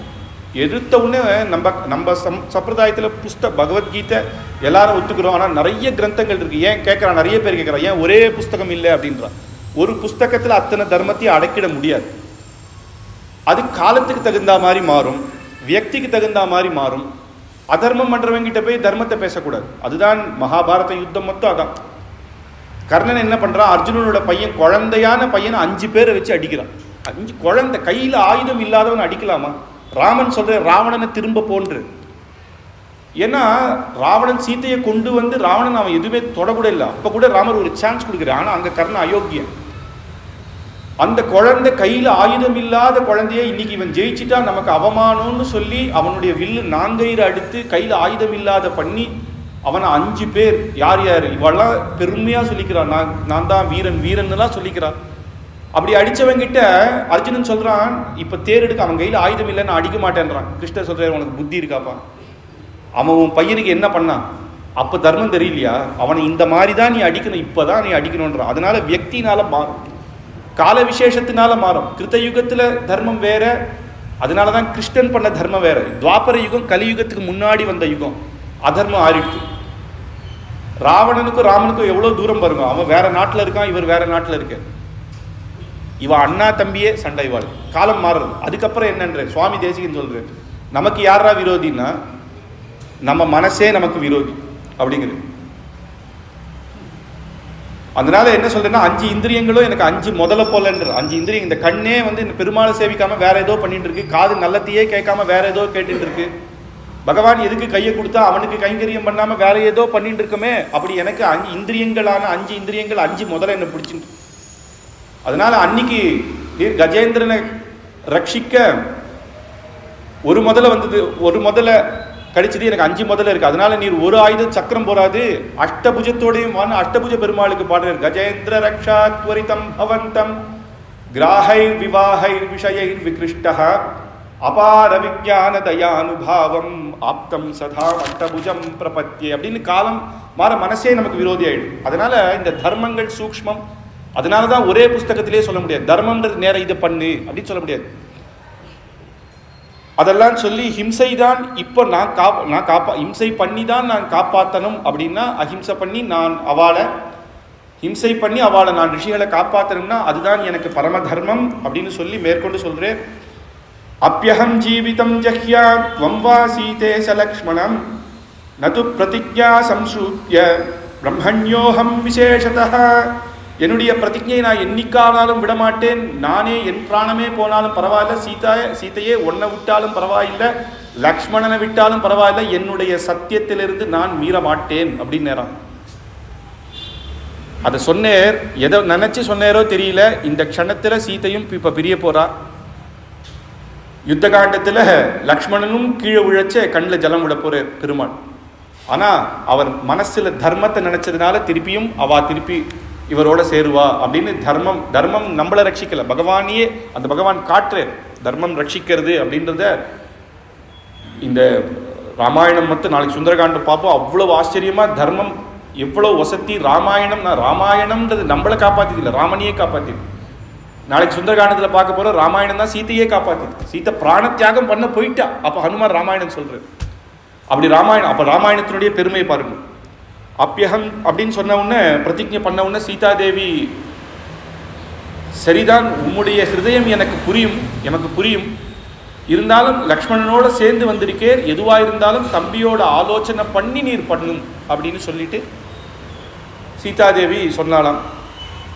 அதுக்கப்புறம் அகஸ்தியாஸ்திரமத்துக்கு வர. அகஸ்தியர் மகரிஷி, ஏற்கனவே பார்த்தோம். விஷ்ணு தனுஷை எடுத்தவொன்னா அன்னைக்கு அங்க வாயு பகவானுக்கு கொடுத்தேர். வாயு பகவான் அகஸ்தியர்கிட்ட கொடுத்து வச்சிருக்கேர் அப்படின்னு. அகஸ்தாசிரமத்தில் வரும் பொழுதே ராமர் வரேர் அப்படின்னு ஒரு சிஷ்யன் போய், ராமர் அப்ப கூட வெளியிலேருந்து கேட்கிறாராம், அகஸ்தியர்கிட்ட அனுமதி கேட்டு சொல்லுங்கோ, நான் உள்ள வரேன், வரலாமா அப்படின்னு கேட்கிறார் ராமர். அதுதான் ராமருடைய குணம். சிஷ்யன் நேரம் ஓடி போய் அகஸ்தியர்கிட்ட சொல்றா, ராமர்னு ஒருத்தர் வந்திருக்கார் அப்படின்னா, அட பாவி, அந்த ராமரை நீ கூப்பிடாம நீ என்ன அவரை வெளில நிக்க வச்சிருக்க, வா போலாம் அப்படின்னு அகஸ்தியர் ஓடுறாராம் தன்னுடைய சிஷ்யர்களை. அங்கங்க ஒவ்வொரு சிஷ்யர்கள் கேட்கிறான். ஒவ்வொரு பக்கம் ஒரு சிஷ்யர் தலிகை பண்ணிட்டே இருந்தாரா, ஓடி வந்துட்டாராம். ராமர் வந்துட்டார். ஒரு சிஷ்யர் தபசு பண்ணிட்டே இருந்தாரா, ஓடி வந்துட்டாராம். ஒருத்தர் சந்தியாவந்தனம் பண்ணிட்டே இருந்தாரா, ஓடி வந்துட்டாராம். எல்லாம் அந்தந்த இதை விட்டுட்டு அத்தனை பேர் ஓடி வராளாம். இவா எப்படி வரா அப்படின்னா, இவா தான் அடுத்த யுகத்துல கிருஷ்ணாவதாரத்துல கோபிகைகளா அவதாரம் பண்ணா அப்படின்னு புராணத்துல சொல்றேன். ஏன்னா அப்படி ஓடி வந்தா இல்லையா, இவாளுடைய அந்த இது அங்கேயும் இருக்கு பாருங்க. ஒரு கோபிகளும் கிருஷ்ண கானத்துக்காக ஓடி வர, அந்தந்த வேலையை அப்படியே விட்டு தன் குழந்தை ஒன்று அழகு ஓடிட்டா. அந்த மாதிரி எல்லாரும் அங்க ஆச்சரியமா யாகசாலை எல்லாம் இருக்கு. யாகசாலையில ஒவ்வொரு தேவதைக்கும் ஸ்தானம் இருக்கு. இது இந்திரஸ்தானம், இது ருத்ரஸ்தானம், இது பிரம்மஸ்தானம் அப்படின்னு எல்லா ஸ்தானத்திலையும் விஷ்ணு ஸ்தானம்னு ஒரு ஸ்தானம் இருக்கு. அகஸ்தியர் நேர ராமரை கூட்டுண்டு அங்க விஷ்ணு ஸ்தானத்துல உட்காந்து பூஜை பண்ணேரம். அவர் சேவிச்சே, ராமர் சேவிச்சே, அவர் பழம் புஷ்பம்லாம் கொண்டு பூஜை பண்ணேர் அப்படின்னு. அதை நேர காட்ட மாட்டான். நீர் சாட்சாத் பகவான் தானே அப்படின்னு இவரும் சொல்லலை, அவரை ஏத்துக்கல. அதை அப்படி காட்டுறான், அவர் தான் சாட்சாத் பகவான் அப்படின்னு. அது எப்ப அந்த ஸ்தானத்துல உட்கார வச்சாரோ அதான். சோமஸ்தானம் பகஸ்தானம் குபேரமே வச்ச அப்படி எல்லாம், குபேரஸ்தானம் சோமஸ்தானம் அப்படின்னு எல்லாம் இருக்கு. அங்க அப்பேற்பட்ட விஷ்ணுஸ்தானத்துல உட்கார வச்சு ஆகாரங்கள்லாம் கொடுத்து சீதாதேவியை சந்தோஷமா அனுகிரகம்லாம் பண்ணி சொல்றேன், ராத்திரி இங்கேயே இருக்கலாம், நம்ம ஆசிரமத்திலேயே நீங்க தங்கி 14 வருஷம் இங்கேயே இருக்கலாமே, எதுக்கு கஷ்டப்படணும் அப்படின்னு சொல்றேன். ராமர் எதுவுமே திரும்ப பேசலை. ரிஷிகள் சொல்லும் போது உடனே வேண்டாம் அப்படின்லாம் சொல்ல மாட்டேன். இன்னைக்கு ராத்திரி போய் சயனம் பண்ணிட்டு மறுநாள் காத்தால அனுஷ்டானங்கள்லாம் பண்ணி ரிஷியை சேவிக்கிறேன். இப்ப ரிஷியே சொல்றேன், ராமா இப்ப இந்த ஸ்தானத்தை இங்க இருக்கிறதுல உச்சிதமாக எனக்கு படலை. பக்கத்துல பஞ்சவட்டி அப்படின்ற ஒரு இடம் இருக்கு, அங்க நீ இருக்கணும் அப்படிங்கிறது. இதான் ரகசியம். இவர் எதுக்கு சொன்னார் அப்படின்னு ராமர் ஏன் நேத்தி இங்க இருக்கு சொன்னாரு, இன்னைக்கு போ சொல்றாருன்னு கேட்கல. ஏன்னா ஹிருதயத்தில் அவருக்கு தெரியும் இவர் ராவண வதத்துக்காக வந்திருக்கேர், அது இங்க இருந்தா கிடைக்காது. பஞ்சவட்டியில இருந்தாதான் ராவணன் தனியா இருக்கும்போது சீத்தை எடுக்க போகும். அதெல்லாம் ரிஷிகளுக்கு தெரிஞ்சதுனால அதை சொல்றார், பஞ்சவட்டியில இருக்கிறோம் அப்படின்னு சொல்ல. அது ஆச்சரியமான இடம், அங்க இருக்கலாம் அப்படின்னு ஒண்ணு. அந்த விஷ்ணு தனுசு, சில கட்கம், இந்த ஆயுதங்கள் எல்லாம் பகவானுக்கு ராமருக்கு கொடுக்கிறேன். அப்புறம் சேவிச்சுண்டு நேர கலக்கிறேன். அனேன தனுஷா ராமா ஹத்வா ஸ்வயம் மகாசுனா அப்படின்னு அந்த ஆயுதங்கள்லாம் எடுத்துட்டு ரிஷியை சேவிச்சு பஞ்சவட்டிக்கு வரேன். பஞ்சவட்டியில ஜட்டாயுன்னு ஒரு பெரிய பக்ஷி. அத பஞ்சவட்டி கச்சான் ரகுநந்தனஹ அசாசத மகாகாயம் கிருத்ர பீம பராக்கிரமம். அந்த வயசான பட்சி தான் அப்படியே பார்க்கறது. பெரியவாள்லாம் வயசான காலத்தில் நம்மளை பார்த்தா எங்கேயோ பார்த்தா மாதிரி இருக்கேன்னா எப்படி சொல்லுவான்னா, அவள் அப்பா பேர் சொல்லுவா, நீ பத்மநாபன் பையன் தானே அப்படின்னு பேசுவா. அந்த மாதிரி சொல்றதான் தசரதர் குமாரரா நீங்கள் அப்படிங்கிறான்.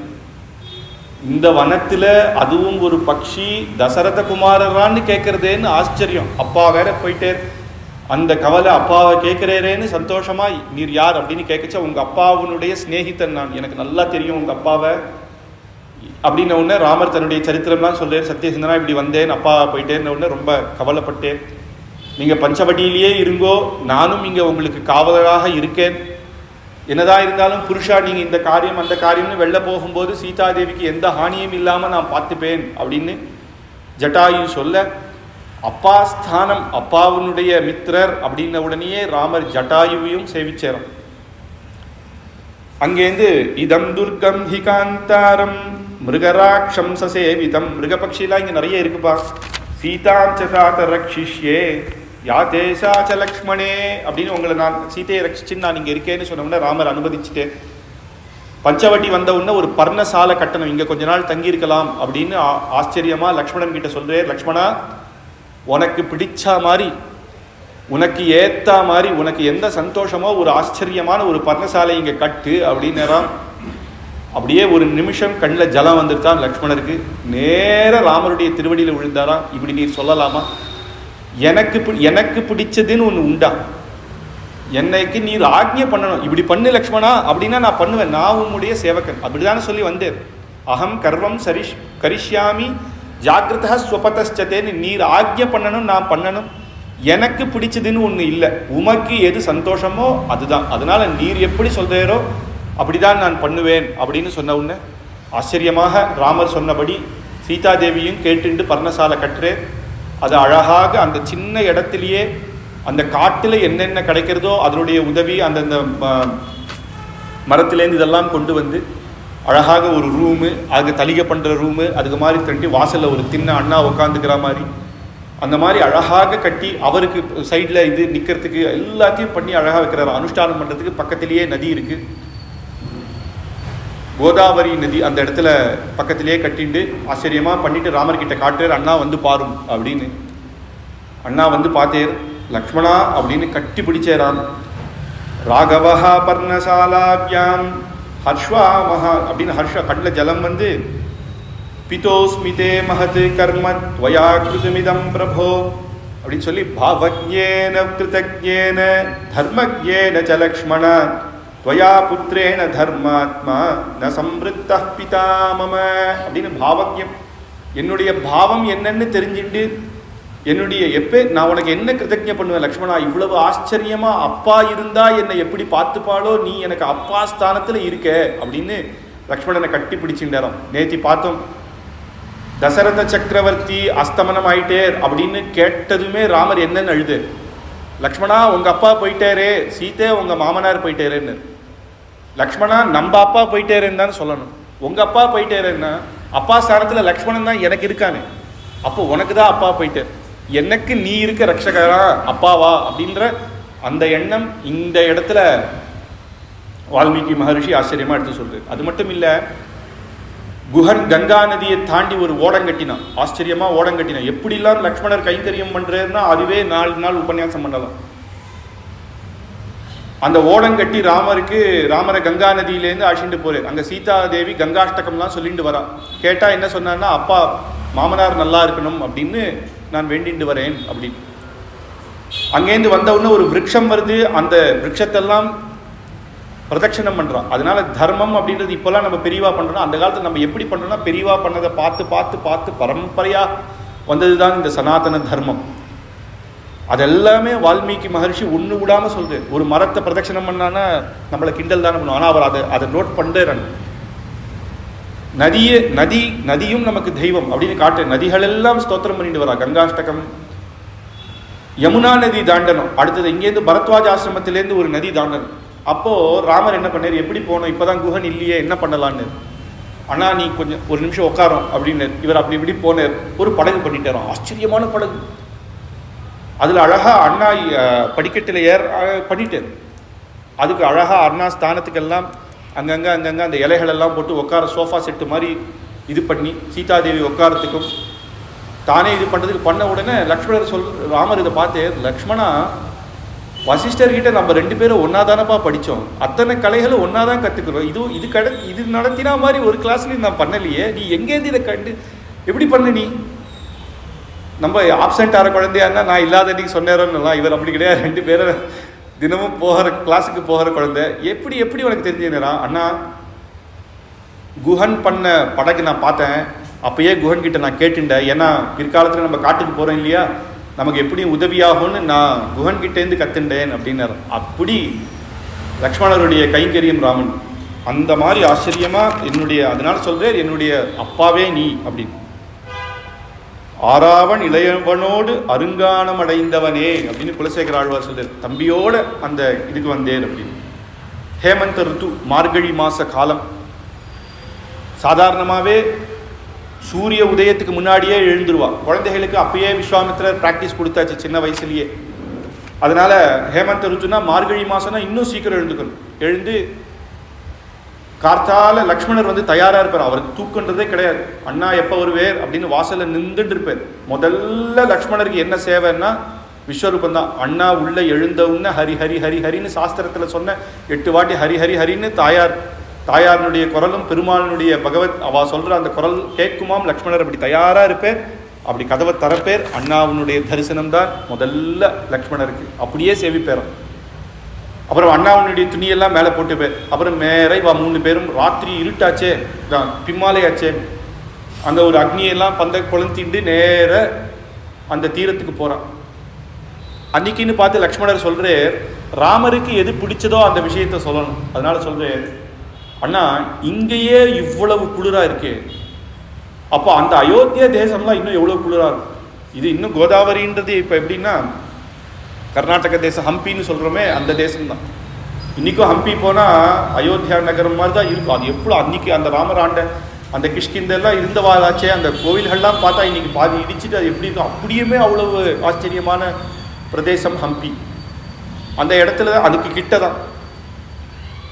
உடனே சொல்கிறார், இங்கேயே நான் அவங்க குளிராக இருக்குமே, அப்போ பரதன் என்ன பண்ணுவானோ?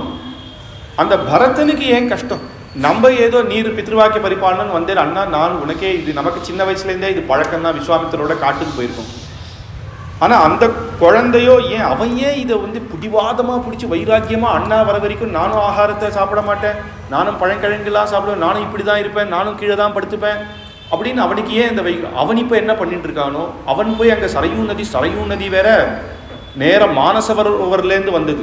மானசரோவர்னு அந்த ஹிமாலயத்துலேருந்து வந்தது. கங்கா நதியும் சரையும் அப்படி குளிரும். வெய்ய காலத்தில் போனாலே சில்லு, கங்கா நதி சில்லுன்னு இருக்கும் அவ்வளோ. அதுவும் குளிர் காலத்தில் கேட்பாலாம், அந்த இடத்துல போய் அவன் இந்த சமயத்தில் தீர்த்தாமாடின்னு இருப்பானே அப்படின்னு. அத்தியந்த சுக சம்ருத்தம் சுகுமாரம் சுகோச்சிதா கதம். அத்தியந்த சுகம். குழந்தை, சின்ன குழந்தை, அவனுக்கு ஒரு சின்ன குளிச்சா, ஒரு நாள் பச்சை ஜலத்தில் குளிச்சா கூட அவனுக்கு கோல்டு வந்துடுமா. அம்மா கௌசல்யா தான் மாத்திரெல்லாம் கொடுப்பாலும். அப்பேற்பட்ட குழந்தையாச்சே. அதுவும் மாமாத்திலேயே ரொம்ப நாள் இருந்தான். தாத்தான்னா மாமாத்து, அம்மா சாத்தான்னா அதை விட செல்லம் யாருமே கிடையாது. மாமான்னா எல்லாருக்குமே செல்லம். அப்படி வளர்ந்த குழந்தை இன்னைக்கு இப்படி வைராக்கியமாக இப்படி கஷ்டப்படுறானே அப்படின்னு ஒன்று ராமரே கண்ணில் ஜலம் விட்டேறான். மேற்கொண்டு அந்த பரதனுடைய பெருமையெல்லாம் சொல்லுப்பா அப்படின்னு லக்ஷ்மணர்கிட்ட சொல்லுது. அப்படி சொல்லிண்டே இந்தவர் கதம்னு சாம்போ கைகேயி குரூரதரிசினி. எப்படி இந்த அம்மா இந்த கைகேயிக்கு இப்பேற்பட்ட ஒரு புத்தி வந்தது? குரூரதரிசினி ஆயிட்டாலே, கொடூரமான புத்தி. இப்படி பிரிச்சுட்டாலே, 4 குழந்தைகளையும் ஒவ்வொருத்தரும் இப்படி திண்டாடும்படியாக பண்ணிட்டாளே அப்படின்ன உடனே அந்த குளிரில் ராமர் இப்படியே வியர்த்து போச்சான். அப்பா லக்ஷ்மணா, நான் எவ்வளவோ வாட்டி சொல்லியிருக்கேன், திருப்பி சொல்கிறேன், அம்மாவை எதுவும் சொல்லாது. சிலதெல்லாம் தெய்வ சங்கல்பம். அம்மா சந்தோஷப்பட்டாதான் முதல்ல, ஆனால் ஏதோ ஒரு தெய்வ சங்கல்பம். நமக்கு புரியாத சில விஷயத்தை விட்டுடணும். ஒருத்தர் நமக்கு பிடிக்கலையா, அவளை பற்றி நினைக்கவே வேண்டாம், விட்டுடலாமே. எதுக்கு ஒருத்தரை திட்டிண்டு? அதை பற்றி நமக்கு பிடிச்சவனை பற்றி நல்லது சொல்லிட்டு போவோம், பகவானை பற்றி 4 விஷயத்தை பேசுவோம். அதை பிடிக்காதவனை பிடிச்சி ஒருத்தனை 10 நிமிஷம் எதுக்கு நம்ம சமயத்தை வேஸ்ட் பண்ணணும்? நீ அதை பற்றி இனிமேல் பேசாத அப்படின்னு ஒன்று. நதேபியாம் மத்தியமாதா கஹித்வாம் கதம் சன அப்படின்னு சொன்ன உடனே பரதன், அதுக்கு மேலே பரதனை பற்றியே சொன்னேன். திருப்பியும் அந்த ஆசிரமத்துக்கு வந்தா, தீர்த்தாமாடின உடனே அங்கே மேற்கொண்டு அனுஷ்டானங்கள்லாம் பண்ணணும். சீதாதேவி தன்னுடைய தலிகப்படத்துக்கெல்லாம் தயார் பண்ணிட்டு இருக்கா. லக்ஷ்மணர் தன்னுடைய கத்தியெல்லாம் தீட்டிண்டு அவர் ஒரு கைங்கரியத்துக்காக அவர் ஒன்று பண்ணிட்டு இருக்கேன். நேற்று ஏதோ கத்தி பலாப்பழம் கட் பண்ணதுனால அது ஷார்ப்பாக இல்லை அப்படின்னு அவர் தீட்டின்னு இருக்கார். ராமர் ஜப்பம் பண்ணிகிட்டே இருக்கார். அப்போது சூர்பனகைன்னு ஒரு ராட்சசி வந்தாலாம், ராவணனுடைய தங்க. கதான்வகம் ராமே அப்படின்னு சொல்லும்போது சூர்பனகை அங்கேருந்து காட்டில் அப்படி நடந்து வரா. காத்தால் யார் எந்த ரிஷி கிடைப்பா? அவளுக்கு ஆகாரமே ரத்தம்தான். அப்படி எந்த நரமாம்சம் கிடைக்கும்னு பார்த்துன்னு வந்திருக்கா. ஒரு நரமாம்சம் எங்கேயோ இங்கே மனுஷர்கள் இருக்கிற மாதிரி அவளுக்கு ஸ்மெல்லு வருது. உடனே நேரம் அங்கேருந்து இங்கே பார்த்துட்டு வரும்போது அப்படியே அந்த பாதச்சவடிகள் பார்க்குறாளாம். அந்த பாதச்சவடி பார்த்துட்டே அவன் நினச்சிட்டாலாம் எப்பேற்பட்ட புருஷனாக இருப்பான். அப்பயே அந்த யார் இவன் அப்படின்னு அவன் மேலே ஒரு காதல் வந்துருத்தான் அவளுக்கு. திருவடியை பார்க்கல, பகவானை பார்க்கல, அவர் நடந்து போன அந்த இடம், அதில் அந்த சங்க சக்கர ரேகைகள் இருக்கு. அதை பார்த்த உடனே யாரா இருக்கும், இவரை நான் பார்க்கணும் அப்படின்னு அவ வரா. சதுசூர்பனகா நாம நேரம் வரா. ராமன் நேரம் அவர் மந்திரம் பண்ணிட்டே இப்படி கதவு திறந்து இப்படி கண்ணை திறந்து பார்த்தே ஒரு ராட்சசி ரூபத்தில் ஊற்றி நிற்கிறான். இது என்னடா இது? மந்திரத்தை எப்பயுமே வேத மந்திரங்கள் எல்லாம் தப்பாக உச்சாரம் பண்ணால் இந்த மாதிரி சில தெய்வங்கள்லாம் பிரத்யட்சமாகுமா? தப்பாக சொல்லக்கூடாது. உச்சாரணை மட்டும் வேத மந்திரத்தை தப்பாகவே சொல்லக்கூடாது. அதனால தான் நம்ம அதுக்கு தான் ஸ்லோகங்கள் நிறைய பேர் கொடுத்துருக்கான். வேதாத்தியனம்ன்றது சிரமப்பட்டு குழந்தைகள்லேருந்தே படித்து அது வரணும். கார்த்தால 3 மணிக்கு எழுப்பிடுவா. வேதாத்தியனம் பண்ணுற குழந்தைகள்னால் நம்ம பார்த்தா அப்படியே சேவிச்சுடணும். அவ்வளவு சுலபம் கிடையாது. அதுவும் பூர்ண அத்தியனம் பண்ணவா அவ்வளவு கஷ்டப்பட்டு 7 வருஷம் கார்த்தால எழுந்து அதை திரும்ப சொல்லி சொல்லி சொல்லி சொல்லி நமக்கு எல்கேஜிலேருந்து எல்லா கிளாஸும் ஞாபகம் இருக்கா? அவளுக்கு எல்லா மந்திரமும் ஞாபகம் இருக்கணும். அப்படி தயார் பண்ணி வந்தவா. வேதன்றது அவ்வளவு சுலபம் கிடையாது. யார்கிட்டையும் அவ்வளோ சுலபமாக வேத மாத்தா வந்துட மாட்டா. அதான் சொல்கிறா, ராமர் காட்டுக்கு போகும்போதே அக்னிஹோத்திரிகள்லாம் பின்னாடியே வந்துட்டாளா ராமர் பின்னாடி. ராமர் சொல்கிறேன், நீங்கள்லாம் ஏன் கஷ்டப்படுறீங்க? எங்களுக்கு என்ன சுவாமி கஷ்டம்? மற்றவாளாக இருந்தால் கூட எங்களுக்கு என்ன சூட்கேஸ் எடுத்து போனோமா என்ன? எங்கள் சொத்து தான் எங்கள் வாக்கில் இருக்குது. வேதம்ன்றது சொத்து, எங்கள் சொத்து வேதம் தான் வாக்கில் இருக்குது. நாங்கள் பின்னாடியே வரோம். அதான உற்சவம். இன்றைக்கி கூட தேப்பெருமாள் ஏழினா எங்கே போனாலும் வேதப்பாராயணம் இருப்பான். அவர் எவ்வளோ தூரம் போனோம், 50 கிலோமீட்டர் போனாலும் வேதப்பாராயணம் பின்னாடி போயிட்டே தான் இருப்பான். எங்கேயுமே நிற்க மாட்டான், பின்னாடியே சொல்லிட்டு போகும். அந்த மாதிரி அவளுக்கு நாங்கள் பின்னாடி நாங்கள் வேதம் சொல்லிட்டு வரோம் சுவாமி, நீ ரொம்ப காரியம் பார்த்துட்டுறோம் அப்படின்னு. அந்த மாதிரி மந்திர உச்சாரணை சொல்லக்கூடாது. என்ன என்ன இப்படி நிற்கிறாளே அப்படின்ற. உடனே அவள் பேச ஆரம்பித்தான். யார் நீங்கள்? எடுத்தவொடனே சொல்கிறான் ராமருக்கு அபயம். யார் நீங்கள்? இந்த காட்டில் இப்போ ஏற்பட்ட புருஷர்கள் இங்கே வந்திருக்கீங்களே, இது எப்பேற்பட்ட காடு தெரியுமா? எத்தனை ராட்சசர்கள் இருக்கிறான்னு தெரியுமா? பயப்பட வேண்டாம், நான் இருக்கேன் உங்களுக்கு, அபயம் அப்படின்னா.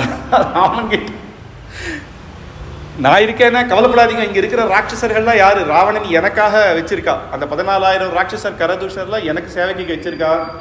நான் ராவணனுடைய தங்கையாக்கம்னு சொல்கிறான்.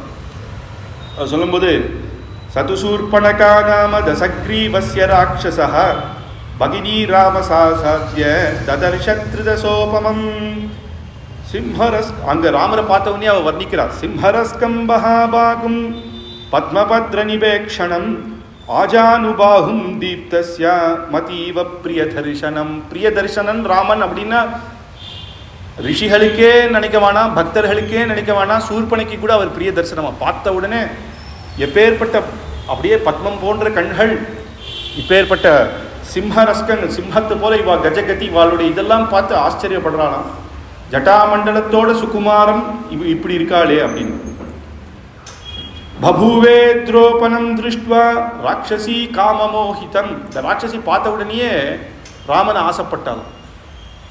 அதுக்கு தான் பெரியவா சொல்லுவா, என்ன குணத்தை வேணாலும் சூர்பனகை கிட்டேருந்து எடுத்துருங்கோ, ஆனால் ராமனை பார்த்து கல்யாணம் பண்ணிக்கணும்னு ஆசைப்பட்டால. இந்த ஒரு குணத்தை நம்ம பாராட்டு. யாருக்கு தான் அந்த ராமனுடைய அது அது அது ஒரு விதமான பக்தி தான். ஆனால் ரிஷிகளே நினைச்சாலாம் ராமரை பார்த்து நம்ம ஒரு பெண்ணாக பிறந்திருக்கக்கூடாதோ அப்படின்னு. ஆனால் அது வேற, அது பிரேமையினால் வந்த காதல். ஆனால் இது காமத்தினால வந்த காதல். இதுவும் அதுவும் சேர்த்து சொல்ல முடியாது. அதனால்தான் கிருஷ்ணனோட அத்தனை பேர் ராசக்கிரீடை பண்ணான்றது யாருக்கும் புரியல. அது ஜீவாத்மா பரமாத்மா சம்பந்தத்தை சொல்றதே தவிர அந்த பிரேம வேற. அதுதான் ரிஷிகளுடைய பிரேம. ஆனால் இவ அப்படி கிடையாது. உடனே சொல்றான், நீங்கள்லாம் யாருன்னு கேட்குறான். எங்கேயுமே ராமன் ராமாயணத்தை சொன்னதா சரித்திரமே இல்லை. ராமர் ராமாயணத்தை சொன்ன இடம் இங்குதான், சூர்பனகை கிட்ட. யாரு நீங்கள்னு கேட்டா ராமர்னு சொல்லிட்டு போலாம் இல்லையா? ஆரம்பத்திலேருந்து கதை சொல்றான். தசரதர் இருந்தேன், மகாராஜா, அவருக்கு 3 மனைவி, அங்கே நான் இப்படி இருந்தேன், சத்தியவாக்காக இந்த காட்டு வழியா வந்திருக்கேன்னு ராமாயணம் மொத்தம் சொல்லிட்டு இருக்கேன். அதுதான் ராமருடைய குணம். யார்கிட்டனா எல்லார்கிட்டையும் அவருடைய குணம். உடனே சூர்பனகை சொல்றான், நீங்க உங்களை பத்தியே சொல்லிட்டு இருக்கீங்களே, என்னை பத்தி கேட்கவே இல்லையே அப்படின்னு. என்னடா இவன் போகமாட்டான் போலயே, மேற்கொண்டு அனுஷ்டானம் பண்ணணும், இல்லை என்னை பத்தி கேளுங்க அப்படின்னா. சரி நீங்க கேட்கலன்னு நானே சொல்றேன். அஹசூர்பனகா நாம ராட்சசி காமரூபிணி, ராவணோ நாம மே பிராதா பலியான் ராட்சசேஸ்வரஹ, விபீஷணஸ்யு தர்மாத்மா நது ராட்சசேஷ்டிதா. எனக்கு பெரிய அண்ணா இருக்கான், அலகாபுரியில குபேர் என்ற ஒரு அண்ணா, லங்கையில லங்கேஸ்வரன் அப்படின்ற மகா ராட்சசேஸ்வரனான ராவணன் ஒரு அண்ணா, அவன் அங்க இருக்கான், நான் இங்க இருக்கேன், நான் அப்பப்போ அங்கேயும் இங்கேயும் போயிட்டு இருப்பேன்னு சொல்லிட்டு ராவணன் அண்ணா 14,000 பேர் என் பக்கத்துல விட்டு என்னை பார்த்துக்கோன்னு சொல்லிட்டா, நாங்க இங்க ஜனஸ்தானத்துல தான் இருப்போம் அப்படின்னு சொல்லிட்டே சொல்றலாம். எங்க கும்பகர்ணன் மகா பலபராக்கிரமன் எங்க அண்ணா இருக்கான். ஆனா அவ எல்லாம் சொல்ற, கல்யாணம் பண்ணிக்கிறேன்னா என்ன பண்ணும், தன்னுடைய குடும்பத்தையே சொல்லணும் இல்லையா? எங்க ஆத்துல ஒரு அசடான விபீஷணன் ஒரு அண்ணாவும் இருக்கான். விபீஷணஸ்ய தர்மாத்மாவன் நது ராட்சச சேஷ்டையே இல்லாத ஒருத்தர் எங்க வம்சத்துல ஒருத்தர் இருக்கான். அவாவாளுக்கு அவளுடைய சேஷ்டை பக்கியிருந்தார். நம்ம ஆத்துல சொல்லுவோம், என்னடா இந்த பையன் இப்படி இருக்கானே, எங்கேந்திரா இந்த மாதிரி கெட்டவனா? அவ சொல்றான், நல்லதையே சொல்றான். எப்பயும் தர்மம்னு பேசுறா சுவாமி, அவ எப்படி எங்க அண்ணனா பிறந்தாண்டே தெரியல அப்படின்னு எல்லாம் சொல்லிட்டு இருக்கா. ராமர் என்ன ஆச்சு அப்படின்னு மேற்கொண்டு கேட்கிறார். உடனே சரி அப்படின்னு சிரிக்க ஆரம்பிச்சுட்டா. என்னத்தான் அப்படின்னு கைகளை பிசைஞ்சிட்டு, உங்களை நான் கல்யாணம் பண்ணிக்கிறேன், என்னை கல்யாணம் பண்ணிக்கோரும், நம்ம 2 பேரும் இந்த பூர்த்தியான ராஜ்யத்தையே ஆளலாம், உங்களுக்கு என்ன வேணும்னு சொல்லு, எந்த ரிஷி நம்ம கையில் தான் எல்லாம் உமக்கு என்னென்ன பண்ண எல்லாம் பண்ணி போடுறேன், அப்படியே சஞ்சாரம் பண்ணலாம், நம்ம 2 பேரும் கம்பீரமாக இருக்கலாம் அப்படிங்கிற. உடனே வால்மீகி பார்த்து, இவா 2 பேருக்கு ஒரு ஜோடி பொருத்தம் போடணும் அப்படின்னு ஆச்சரியமாக ஒரு ஸ்லோகம் பண்ணு. யாரையுமே கஷ்டப்படுத்தணுன்ற எண்ணம் கிடையாது. ஒருத்தர் நம்ம பார்த்துட்டு அவர் ரூபத்தை வச்சு எதுவுமே சொல்லக்கூடாது, இவா குட்டை அப்படிலாம் சொல்லக்கூடாது.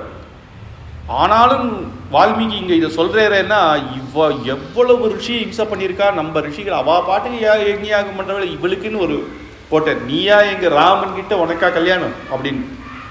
சுமுகி துர்முகி ராமம் விருத்தமத்யே மகோதரி, விசாலாட்சம் விரூபாட்சி சுகேசம் தாமிரமூர்த்தஜா, பிரியரூபம் விரூபாசா சுஸ்வரம் பைரவஸ்வரா, தருணம் தாருணம் விருத்தா தட்சிணம் வாமபாஷினி.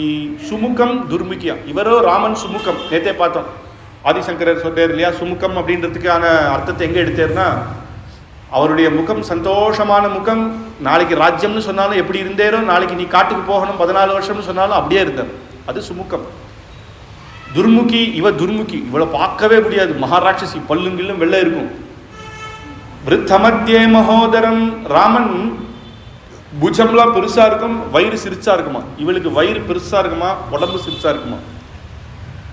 விசாலாட்சி விரூபாட்சி, பகவான் விசாலமான கண்கள், தாமரை போன்ற கண்கள், இவ ஒற்ற கண். விரூபாட்சி சுகேசம் தாமிரமூர்ஜதாம், சுகேசம் அழகான கூந்தலாம் ராமருக்கு. எப்ப சொல்றாரு இதை பாருங்க, ஜட்டாபாரத்தோடு இருக்கும்போது சுகேசம் அப்படின்னா அவர் கூந்தல் எப்பேற்பட்டதா இருக்கும். இவளுக்கோ பரட்டத்தலை. அப்படி சொல்லிட்டு ஒரு ஜோடி பொருத்தத்தை போட்டார். மேற்கொண்டு அவர் சொல்றா, என்ன கல்யாணம் பண்ணி கொண்டார். உடனே சொன்னார், எனக்கு கல்யாணம் ஆயிடுத்துமா, பார் மனைவி சீத்தையோட வந்திருக்கேன். ஐயா இவளா, இவ பார்க்க ஒன்றுத்துக்கு லாய்க்கு இல்லையே சுவாமி, இவ எதுக்கு நான் என்ன கல்யாணம் பண்ணி உங்களை ராஜா மாதிரி வச்சு, இவ ஒன்று வேஸ்ட்டுன்றது. இல்லைம்மா, நான் சொல்றேன், இவளை எப்படிதான் அனுப்புறதுன்னு தெரில, தபர் நான் என் மனைவியோட தான் வந்திருக்கேன், மனைவியோட வராத என் தம்பி அங்கே ஒருத்தர் இருக்கான், அவனை வேணா நீ கல்யாணம் பண்ணிக்கோ, போய் கேளு, அவனை போய் கேளு அப்படின்னு. ஏற்கனவே பார்த்தோம் ஊர்மிள வரல அப்படின்றது. லக்ஷ்மணன் கூட இதை ராமர் சும்மா சொல்லல, லக்ஷ்மணர் கூட ஒரு காலத்தில் ராமர்கிட்ட சொன்னேன், நானும் ஆம்பியாரோட வந்திருக்கணுமோ அப்படின்னு. எதுக்காக அப்படின்னா, ராமர் கைங்கரியம் மொத்தம் லக்ஷ்மணர் பண்ணிடுறாரு, ராமருடைய துணி துவச்சி போடுறாரு, ராமருக்கு எல்லாமே பண்ணுறாரு. சீதாதேவி துணி எடுத்தா ஒத்துக்க மாட்டேங்கிறான் மன்னி, அதெல்லாம் என் காரியம், நீங்கள் பண்ணக்கூடாதுங்கிறான். சரி நான் தலிகை பண்ணுறேன்னா அதெல்லாம் எங்கள் காரியம், நீ எதுக்கு வர அப்படின்னு சீதாதேவிக்கு ஒரு கைங்கரியம் பண்ண முடியலையா. ஒருவேளை மனைவி ஆட்சி இருந்தாலும் அவ சீத்தை கைங்கரியம் பண்ணியிருப்பாளோ அப்படின்னு ஒரு நாள் ராமர்கிட்ட எதேர்ச்சியாக சொல்லியிருக்கார். ராமர் சரி அவர் போய் கேளோ அப்படின்ட்டு. உடனே லக்ஷ்மணர்கிட்ட போனான். அவர் கத்தியை தீத்தின்றார். யார் நீ அப்படின்னு. உங்கள் அண்ணா பார்த்து முடிவுப்பட்டேர். என்ன பண்ணேருன்னா, உங்களுக்கு கல்யாணம் நான் பண்ணிக்கிறேன், நம்ம 2 பேரும் கல்யாணம் பண்ணிக்கலாம், சந்தோஷமாக இருக்கலான்னு. உடனே அவர் சொன்னார், அம்மா நான் சேவகன், கைங்கரியத்துக்குன்னே இருக்கிறவன் நான்.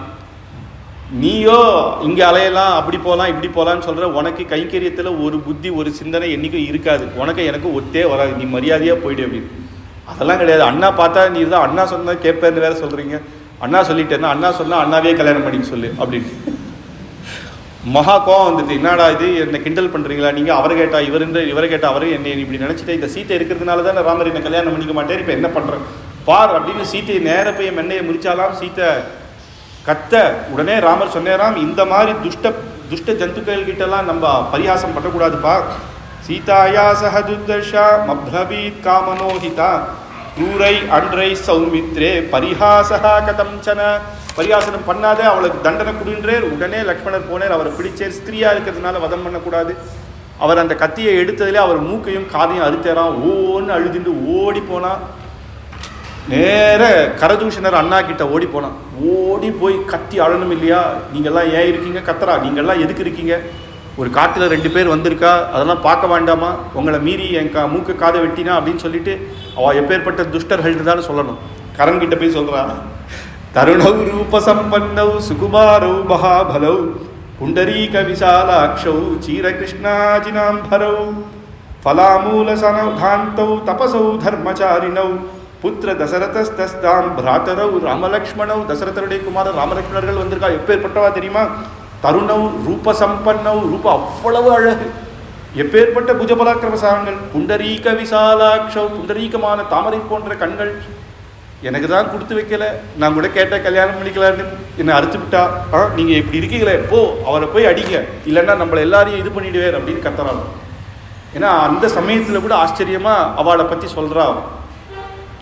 உடனே நேர 14 பேர் அனுப்பிச்சாலும், 16 ராட்சசர்களை.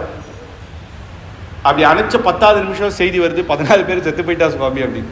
இவன் ஏதோ யாரோ ரிஷிகள் 2 பேர் வந்திருக்கா அப்படின்னு நினச்சிட்டான். அவன் சொல்கிறா ஒன்று அழறா ஏதோ அப்படின்னு நினச்சி ஒரு 14 ராட்சசர்கள் அடித்தானோன்னா அவன் பயம் வந்துடுது. ஐயோ அப்படின்னா அவன் கம்பீரமான ஆளு, இது ஏதோ சாமானிய ரிஷிகள் இல்லை, இவாளோட போய் சண்டை போடணும் அப்படின்னு. சதுர்தச சஹஸ்ராணி ராட்சசாம் பீமகர்மணா ஏகோ ராமஸ்ய தர்மாத்மா கதம் யுத்தம் பவிஷ்யதி. 14,000 ராட்சசர்களையும் ஆசிட்டு வரானாம் யுத்தத்துக்கு. அந்த ராமர் பார்த்தேன் யுத்தத்துக்கு வரான்னு. லக்ஷ்மணா நீ சீதா தேவியை பார்த்துக்கொண்டு ஒரு இடத்துல வச்சு நீ இங்கேயே இருந்தார். லக்ஷ்மணருக்கு துருதுரு இருந்தது. அண்ணா நீர் உட்கார, நான் போய் சண்டை போடுறேன். இல்லை ராட்சசர்களாக இருக்கா லக்ஷ்மணா, உன்னை அனுப்பிச்சிட்டு என் மனசு தாங்காது, பயமாகவே இருக்கும், உனக்கு ஏதாவது ஆகிடும், நீ உட்கார், நீ சீதா தேவியை பார்த்துக்கோ, நான் அங்கே போய் பார்த்துக்கிறேன் அப்படின்னாரான். லக்ஷ்மணருக்கு நமக்கு அவருக்கு சண்டை போடணும்னு சான்ஸ் கிடைக்கிச்செல்லாம் எல்லாம் ராமரே எடுத்துட்டார். அதனால தான் இந்திரஜித் யுத்தத்தில் விட்டு கொடுக்காம போய் யுத்தம் பண்ணு. சதுர்தச சஹஸ்ராணி ராட்சசாம் பீமகர்மணி அப்படின்னு. ஏகோ ராமஸ்ய தர்மாத்மா கதம் யுத்தம் பவிஷ்யசி. தேவர்கள்லாம் வந்துட்டாலாம். ஐயோ 14,000 ராட்சசர்கள் இருக்காளே, ஒரு ராமர் என்ன பண்ண போறேர் அப்படின்னு பார்த்துட்டு இருக்காளா. ஒவ்வொருத்தர் என்ன பண்ண போறேன்னு பார்க்கறா. ஆனால் நம்ம குலசேகர ஆழ்வார் இந்த கட்டம் படிச்சுட்டே இருந்தாராம். ராமர் ஒருத்தரே இருக்கேரா அப்படின்னா உடனே கூட்டாரா, ராஜ்யம் எல்லாம் ஏந்திருக்க, யுத்தத்துக்கு போகலாம் அப்படின்னாராம். யுத்தத்துக்கு கிளம்பிட்டாராம். எல்லாரும் யுத்தத்துக்கு கிளம்பிட்டா. அவளுக்கு பயம். ராஜா கிட்ட போய், ராஜா இது கலியுகம் அது அப்படின்னா ராஜா கிட்ட சொல்ல மாட்டா, பயப்படுறா. எப்படி சொல்றது? ஆனால் ராஜா கூப்பிட்டாரேன்னு கிளம்பிட்டாலாம் எல்லாரும். உடனே பகவானே பார்த்து ஸ்ரீரங்கத்திலேருந்து சில பேர் அனுப்பிச்சு அவள் சொன்னாலாம், என்ன சுவாமி அப்படின்னா, ராவண யுத்தத்துக்காக அந்த 14,000 வருஷத்தோட ராமர் யுத்தத்துக்கு போறேறான், நான் கிளம்புறேன் அப்படின்னாரான். அதெல்லாம் யுத்தம் ஆயிடுச்சு சுவாமி, நீ கவலைப்படாதீங்கன்னு தான் திரும்பி வந்தேறான். அப்படி அந்த ராமர், ஆனால் இந்த தேவத்தை எல்லாம் பார்க்குறா, இப்படி பண்ண போறேர் அப்படின்றா. ஆனால் நம்ம குலசேகர ஆழ்வார் வந்தேர் அப்படின்றது. அந்த யுத்தம் ஆச்சரியமான யுத்தம்.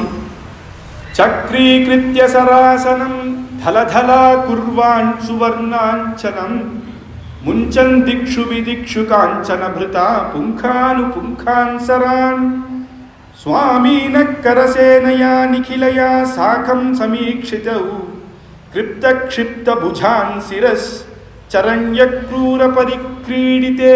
ஒரு விளையாட்டு விளையாடுறா போல ஒரு அரை மணி முகூர்த்த காலம் அப்படின்னா 1.5 மணி நேரத்தில் ராமர் வில்லை இப்படி மடித்து ஒரு சுற்றி பானத்தை புங்கான் சரான். இவர் சுத்துறது மேலேருந்து ஆகாசத்தில் எப்படி இருக்குன்னா அந்த பானம் இப்படி சுத்தச்ச சக்கரம் சுத்துற மாதிரி சக்கரத்து நடுவில் சூரிய நாராயணன் போல அப்படி எடுக்கிறார், அப்படி தொடர்றார், பானத்தை எடுக்கிறார், அடிக்கிறார் அப்படின்னு நம்ம சொல்கிறோம். ஆனால் அந்தந்த க்ஷணத்தில் அது நடக்கிறது. ஒரு பானத்தை எடுக்கிறார், 3ஆவது 10ஆவது, அது விடும்போது 100 பேர் அடிக்கிறது. அப்படி பானம் அதிகமாகி 1.5 மணி காலத்தில் அத்தனை பேரும் அப்படியே ஒரு அந்த 1.5 மணி காலத்தில் அத்தனை பேர் இருந்த இடம் கூட தெரியாமல் எங்கேயோ எடுத்து சமுத்திரத்தில் அடித்து அங்கே இந்த மாதிரி ராட்சசர்கள் இருந்தானே தெரியாத அளவுக்கு தடயமே இல்லாத அடிச்சுட்டேறான். அப்புறம் கடைசியில் தூஷணன், இவா 3 பேர் வரா. தூஷணன் வந்தா, அவனை ஒரே பானத்தில் அடிச்சார். திரிசிரஸ்ன்னு வந்தான். திரிசிரஸ்ன்னு 3 தலையோட ஒரு ராட்சசன் வந்தான். அவன் எப்படி வந்தான் அப்படின்னா தானே வந்து அக்னியில் உழறா மாதிரி அந்த வெட்டில் பூச்சி தன்னையே அடிச்சுட்டு சாகுமோ அப்படி ராமர் முன்னாடி வந்தான், அடித்து செத்துட்டான். கரணியும் அடிச்சேர். அந்த காண்டம் அவ்வளோ பெரிய காண்டமே கிடையாது, அப்படியே முடிச்சுட்டார். ஏன்னா 1.5 மணி காலத்தில் அத்தனை பேரும் போயிட்டா அப்படின்றது தான் அந்த ஒரே ஸ்லோகத்தில் அந்த சக்கரம் போல சுற்றி அந்த புங்கமான பானங்களோட யுத்தம் பண்ணி ஜெயிச்சு அந்த வீரஸ்ரீயோட அங்கே வரைச்ச தேவ ரிஷிகள்லாம் சந்தோஷப்பட்டு புஷ்ப வருஷம் பண்ண. அங்கே இருந்த ரிஷிகள்லாம் ஜெய சீதாராம் அங்கே சொல்லும்போது உடனே சீதாதேவி அங்கேருந்து பார்த்தாலாம். தம் திருஷ்டுவா சத்ருஹந்தாரம் மகர்ஷீனாம் சுகாவகம் பபூவ ஹிருஷ்டுவா வைதேகி பர்த்தாரம் பரிஷஸ்வஜே அப்படின்னு சீதாதேவி அங்கேருந்து ஓடி வந்து அந்த ராமனை அத்தனை ரிஷிகள் மத்தியில் நடுவில் கட்டி பிடிச்சி முன்னாடியும் பின்னாடியும் அப்படி கட்டி பிடிச்சாலாம். ராமனுக்கு அங்கங்கே இருந்த ரணத்தில் ரத்தத்துக்கு வந்ததெல்லாம் ஒரு ஒத்தடம் கொடுக்குற மாதிரி சீதாதேவி கட்டி பிடிச்சா. அத்தனை புருஷர்கள் மத்தியில் நடுவில் போய் சீதாதேவி இப்படி கட்டி பிடிச்சாலே அப்படின்னா இதுக்கு ஆச்சரியமாக சொல்கிறா. அமிர்த மதனம் பண்ணும்போது மகாலட்சுமி அவதாரம் பண்ண உடனே அத்தனை தேவர்கள் இருந்தாலும் மகாலட்சுமி சுயம்பரம் யாரையுமே பார்க்கலையா. நேர போய் பகவான் கிட்ட போய் நின்றா. பகவான் தன்னுடைய வக்ஷஸ்தலத்தை காமிச்சா நேர ஏறி அங்கே உட்காந்துட்டாலும். அத்தனை தேவர்கள் முன்னாடி அன்னைக்கு வந்தாலேன்னா இங்கே இருக்கிறவா எல்லாரும் ஜீவாத்மா, அவனே பரமாத்மா அப்படின்னும் போது எல்லா ஜீவாத்மாவும் ஸ்திரீகள் தான். ரிஷியாக இருந்தாலும் தேவர்களாக இருந்தாலும் ஸ்திரீ, அவனே புருஷன்.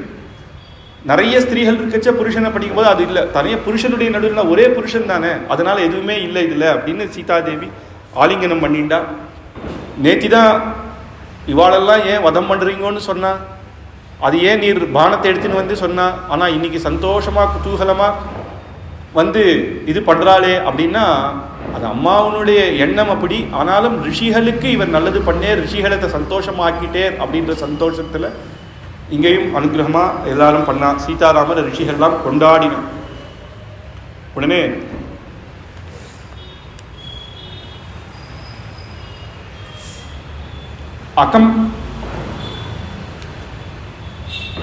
அகம்பனன்னு ஒரு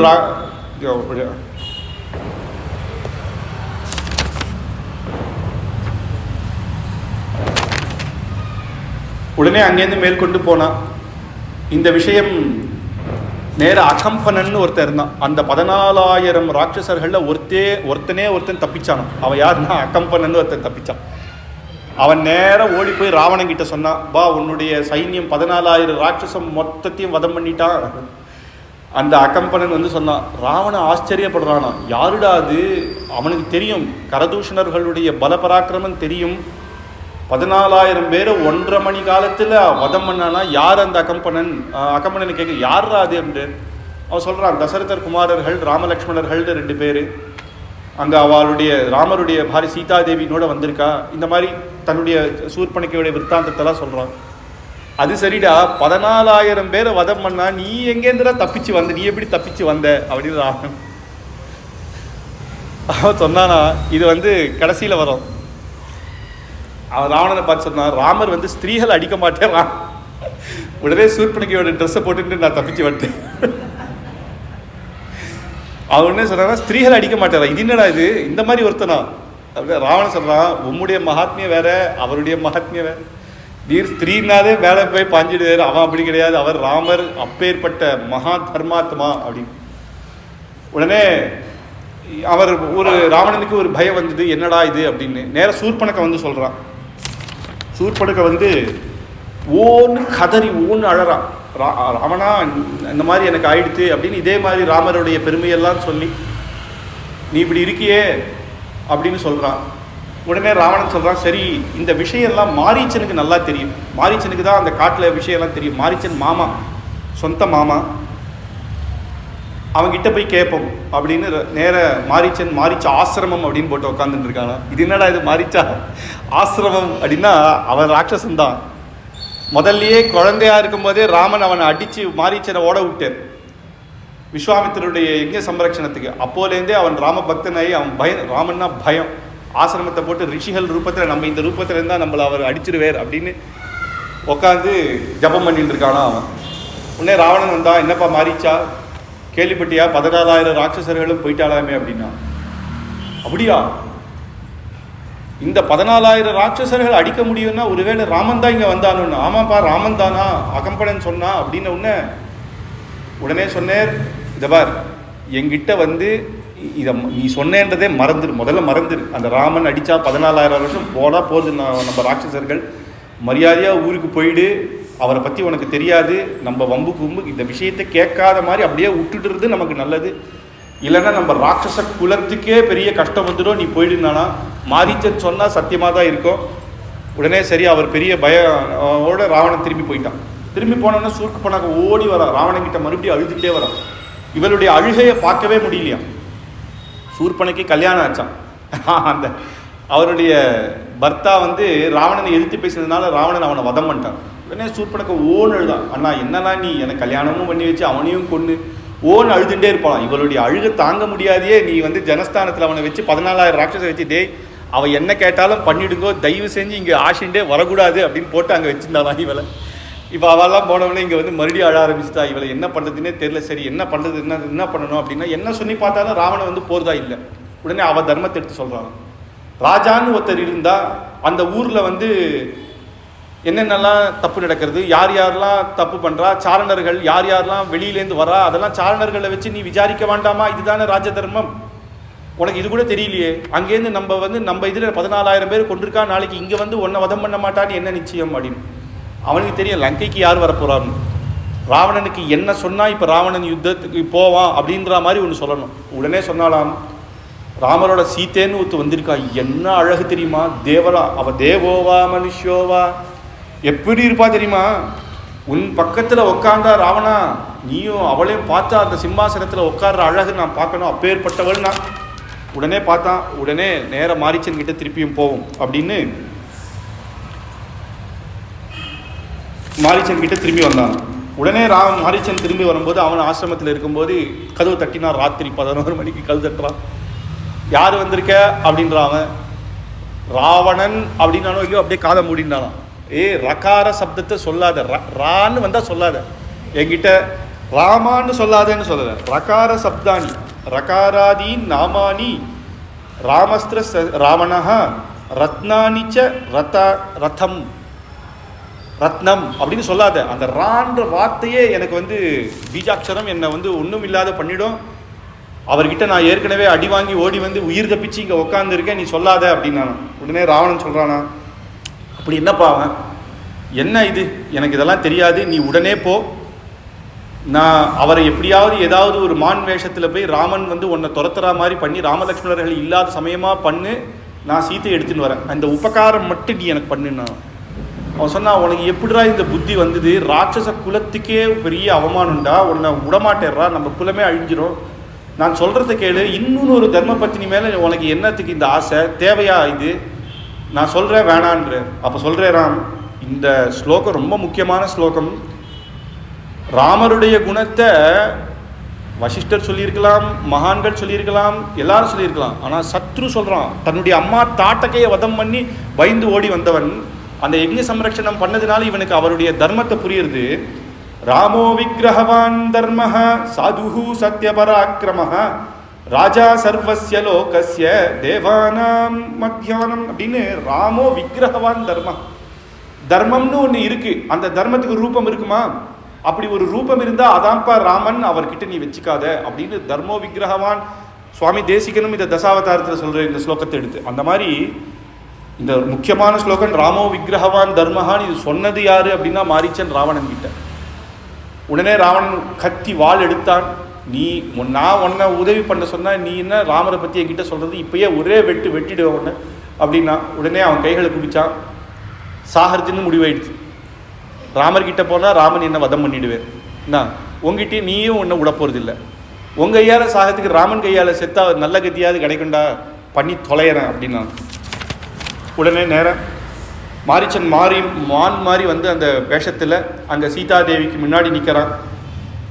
சீதாதேவி பார்க்குறா, பளிச்சுது மான், அழகாக ரத்னங்கள்லாம் பதிச்சா மாதிரி இருக்குது, தங்கமான். இந்த மாதிரி ஒரு மான் இது அழகாக 14 வருஷம், இப்பயே வந்து 12 வருஷம் பூர்த்தி ஆயிடுச்சு. இந்தமாரி கடைசி 2 வருஷ காலம்தான் இந்த இதெல்லாம் நடக்க. அப்போ இதை நம்ம எடுத்து வச்சுட்டா அயோத்திக்கு போனால் திரும்பி கொடுக்கலாமே, கௌசல்யா அம்மாவுக்கு போய் கொடுக்கலாமே. இதை அவளாம் சந்தோஷம். நம்மளும் எங்கேயாவது வெளில போயிட்டு வந்தால் ஊர்லேருந்து நான் இது வாங்கிட்டு வந்தேன்னு ஒன்று கொடுப்பா இல்லையா, இந்த மாதிரி ஆச்சரியமான ஜந்து நம்ம ஊரில் யாருமே பார்த்தது இல்லையே, இதை கொடுக்கலாமே அப்படின்னு நேராக ராமரை கூப்பிடுறாளாம். ஆசியம் உடனே கூப்பிடுறான். சொல்லசிய ஆகச்ச ஆகச்ச சீக்கிரம் வை ஆரியபுத்ரோ சகானுஜா, வாரும் வாரும்னு கூப்பிடுறான். ஜகத்யா ஜெகதீநாதா மாயைஷாஹின சம்சய. லக்ஷ்மணர் ஓடி வந்தேன், பார்த்தேன். அண்ணா இது பார்த்துமா உமக்கு தெரியல, இது மாயை, இது மாரீச்சனாத்தான் இருக்கும், இப்படி ஒரு மானா அப்படின்னா இன்சைடா சொல்றார். உம்முடைய சிருஷ்டி சாட்சாத் பகவான், அதனால சொல்றார் உம்முடைய சிருஷ்டியில இந்த மாதிரி ஒன்று உண்டா, எப்போ அது இல்லையோ அது மாயைன்னு தெரிஞ்சுக்க வேண்டாமா, அது வேண்டாம், நமக்கு ஒரு ஆபத்தான சமயம் வந்துடுத்து, இதை நீர் விட்டுடு வந்துடும், இதை பார்த்து ஆசைப்பட வேண்டாம் அப்படின்னு சொல்றாராம். உடனே கம்பன் சொல்றார், மந்திரத்திலையோன் சொன்ன வாய்மொழி மந்திர கொள்ளான். அன்னைக்கே கேட்டுக்கலாமே, கம்பன் இதை எழுதும் போதே கண்ட ஜல விடுறான். தம்பி சொன்னானே லக்ஷ்மணன், கேட்டுக்கலாமே ராமா அப்படின்னு சொல்ற மாதிரியே அந்த அமைஞ்சது. சந்திர உமை சான்று வதனத்தால் சலத்தை நோக்கி. ராமர் போகும்போது திரும்பி பார்த்தா சந்திரத்தில் வதனத்தாள் அப்படின்னு சொல்றாரு. ஏன் அப்படின்னா லக்ஷ்மணர்கிட்ட சொல்றாராம், கல்யாணமான காலத்திலிருந்து சீதாதேவி என்கிட்ட ஒரு விஷயம் இது தா அப்படின்னு கேட்டதே கிடையாது, இது வாங்கித்தான்னு கேட்டதே கிடையாது. காட்டுக்கு வரேன்னா கூட நானும் வரேன்னு சொன்னாலே தவிர இது வேணும்னு காட்டிலையுமே எனக்கு இந்த புடவை வேணும் அது வேணும்னு இது கேட்டதே கிடையாது. ஒரு புருஷனுக்கு என்னன்னா அவ கேட்பா நான் வாங்கி தரணும் அப்படின்ற ஒரு ஆசை எப்பயுமே இருக்குமா. கேட்பா அப்படி என்ன கேட்கலையேன்னு நினைச்ச காலத்துல ஏங்கி இருக்கேன், சீதாதேவி கேட்கலையேன்னு. அப்படி இருக்கிறவள் எதையும் கேட்காத ஒரு மானத்தானே கேட்டா, அதுவும் அவளுக்கு இல்லை. ஏன் லக்ஷ்மணா எனக்கு என்ன பயமா, மாரீச்சனாவே இருந்தாலும் எனக்கு என்ன பயமா, அவளுக்கு நான் இதை வாங்கி கொடுத்தேன்னா ஒரு தெய்வமா இருக்கட்டும், ஒரு மனுஷனே கிடையாது, நான் ஒரு புருஷனே சொல்லிக்க முடியாது, அதனால நான் போறேன், எனக்கு பயம் இல்லை அப்படின்னு கிளம்புறாளாம். சிந்துர பவள செவ்வாய் முருகல் அப்படின்னு சுந்தர தோழினான் அப்படின்னு சொல்றாரு. திரும்ப அப்படி ஒரு அழகாக ஒரு முருவலோட சிரிப்பு சிரிச்சாராம். எதுக்காக இது சொல்றேன்னா, இதான் கடைசி தரிசனம் சீதைக்கு, அப்புறம் யுத்த காண்டத்துக்கு அப்புறம் தான் கடைசியா பார்க்க போறா இல்லையா, அதை ஒரு போட்டோஷாப் எடுக்கிற மாதிரி எடுக்கிறேன். அந்த கடைசியா அந்த சீதைக்கு அந்த ஒரு வருஷ காலம் ராவணன் கிரகத்தில் இருந்து அழுதச்சு அவளுக்கு என்ன மனசுலன்னா, அன்னைக்கு அந்த ராமன் திரும்பி பார்த்து அந்த சிரிப்பு இருக்கு இல்லையா, அதை அப்படியே பதிய வைக்கிறார் கம்பன். அப்படி ராமர் ஓடி போனார். அது ஓடுறது, அந்த மான் ஓடுறது பிடிக்க முடியல, ரொம்ப தூரம் ஓடுறது தெரிஞ்சிடுத்து. திடீர்னு மறையிறது, திடீர்னு வருது. அப்பயே தெரிஞ்சிடுச்சு ராமருக்கு, எப்போ மறைஞ்சிதோ இது மாயை தான், இது மாரீச்சன் தான், இனிமேல் இதை நான் அடிச்சிடுறேன்னு பானத்தை எடுத்தேர், நேர போட்டேர். உடனே அங்கேருந்து கமிச்சிடானாம், ஹா சீதே ஹா லக்ஷ்மணான்னு ராமன் குரத்தில் கத்திட்டு கீழே உண்டு அப்படியே மரணமாயிட்டான். உடனே ராமருக்கு சட்டுன்னு தோடித்து, எதுக்கு இவன் சீதா லக்ஷ்மணான்னு கட்டினான் அப்படின்னு. உடனே சீதா அங்கேருந்து பார்த்தா லக்ஷ்மணனை பார்த்து கேட்குறா, லக்ஷ்மணா கேட்டியா, ஆர்த்த சப்தம் அண்ணா கதற சப்தம் கேட்டியா அப்படின்றா. அசக்கியாஸ்தவ வைதேஹி பர்த்தா ஜேது ந சம்சயஹ பன்னகா சுரகந்தர்வ தேவ மனுஷ்ய ராட்சசௌ. யார் வந்தாலும் அண்ணாவை ஒன்றுமே பண்ண முடியாது. ராட்சசர்களாக இருக்கட்டும், பண்ண தேவர்களும் யாரும் அண்ணா முன்னாடி யுத்தம் பண்ண முடியாது. அவராவது கத்துறதாது அண்ணாவினுடைய குரல் தான். ஆனால் என்னைக்கு அண்ணா இந்த மாதிரி கத்திருக்கார், அவருக்கு ஆபத்துன்னு ஒன்று வருமா? சகல லோகமும் ஆபத்துன்னா ஆபதாம் அபஹர்த்தாரம் தாத்தாரம் சர்வசம்பதாம் லோகாபிராமம் ஸ்ரீராமம் பூயோ பூயோ நமாமியம்னு லோகத்தில் இருக்கிறவாளுக்கெல்லாம் ஆபதையை போக்கக்கூடிய ராமருக்கு ஒரு ஆபதையா. இது அண்ணாவனுடைய சப்தம் இல்லை, மன்னி தைரியமா இருங்கோ, அண்ணா வந்துடுவேருன்றான். உடனே சீதை ஒரு படி மேலே போய் உனக்கு புரியலையே, நீ அண்ணா இப்படி கத்தச்சு, நீ இப்படி இருக்கியே, நீ என்ன நினைச்சு நீ இங்க வந்த அப்படின்னு ரொம்ப கத்த ஆரம்பிச்சுட்டா. ஒரு க்ஷணத்துல வார்த்தையை விட்டாலாம். பரதன் நினைச்சுதான் நீ வந்தியோ? இதை நீ ஒருவேளை பரதன் 14 வருஷம் தானே, அங்கேயே இவரை சமாப்தி பண்ணிடணும்னு நீ வந்தியா அப்படின்னு உன்னையே லக்ஷ்மணருடைய ஹிருதயம் பிளந்துதான். மணி, நான் அப்படி நினைச்சா நான் அண்ணா பின்னாடி வந்தேன், அண்ணாவுக்கு சர்வ கைங்கரியமும் பண்ணணும்னு வந்தேன். நீங்க அண்ணாவை பத்தி கவலைப்படாதீங்கோ, அவரை ஒண்ணுமே பண்ண முடியாதுன்றான். ஒரு தம்பி ராஜ்யத்தை எடுத்தான், ஒருத்தன் உயிரியே எடுத்துட்டான். இனிமேல் நான் இங்கே இருக்கிறதுக்கு இல்லை, நான் கோதாவரி நதியில இருந்து விழுந்து போறேன், என் பர்த்தா இல்லாமல் என்னால் ஒரு க்ஷணமும் இருக்க முடியாது. லக்ஷ்மணா, நீ என்ன ஆசைப்பட்டியான்னு ஒரு கோபத்தில் ஒரு வார்த்தையை அப்படி வந்துடுத்தான். லக்ஷ்மணர் உடனே சொன்னார், கைகளை குப்பிச்சேர், சேவிச்சேர். இத்தனை நாள் கௌசல்யா அம்மான்னு நினைச்சேன், இப்ப கைகேயி அம்மான்னு நினைக்கிறேன். அம்மா தான். அதனால சகல இந்த வனத்தில் இருக்கிற அத்தனை தெய்வமும் உண்மை காப்பாற்றட்டும், நான் போய் பார்த்துட்டு வரேன் அப்படின்னு. அதை மேற்கொண்டு இருந்த ராமாயணத்துல லக்ஷ்மணர் ரேக்க போட்டு போனேர் அப்படின்லாம் அது அந்தந்த ராமாயணத்துல சொல்ற சரித்திரங்க. இந்த வனதேவதைகள்லாம் உன்னை காப்பாற்றட்டும், அங்க யாருமே கிடையாது. உடனே லக்ஷ்மணர் நேர போனேர், ராமரை தேடிட்டு ஓடி போறேர். அப்படி அவர் தேடி ஓடிட்டு போயிட்டார். அந்த சமயமா ராவணன் பிக்ஷு ரூபத்துல வந்தானாம், ஒரு ரிஷி ரூபத்துல ஒரு பிக்ஷர் இதை எடுத்துட்டு வந்தான். அபதஸ்தே ச வைதேஹி பிக்ஷு ரூபேண ராவணஹ அப்படின்னு பிக்ஷு ரூபத்தில் அவன் வந்தான். சீத்தையை பார்த்து கேட்குறான், யாருமா நீ, யார் நீங்க இங்க இருக்கீங்கோ அப்படின்னு. அவள் பார்க்கறா. அவள் பேசுறதுக்கான இது இல்லை, ஏன்னா தன்னுடைய ஹிருதயம் மொத்தம் பர்த்தா போனேரே, லக்ஷ்மணன் பின்னாடி போயிருக்கேனே, மாரிச்சன் என்ன பண்ணுவானோன்ற எண்ணம் தான். இவர்கிட்ட பேசவும் முடியல. ஆனா அதே சமயம் பயம், ஏன்னா இவனும் ஒரு ரிஷி ரூபத்தில் இருக்கார் இல்லையா. சாபத்தை கொடுத்துட்டா.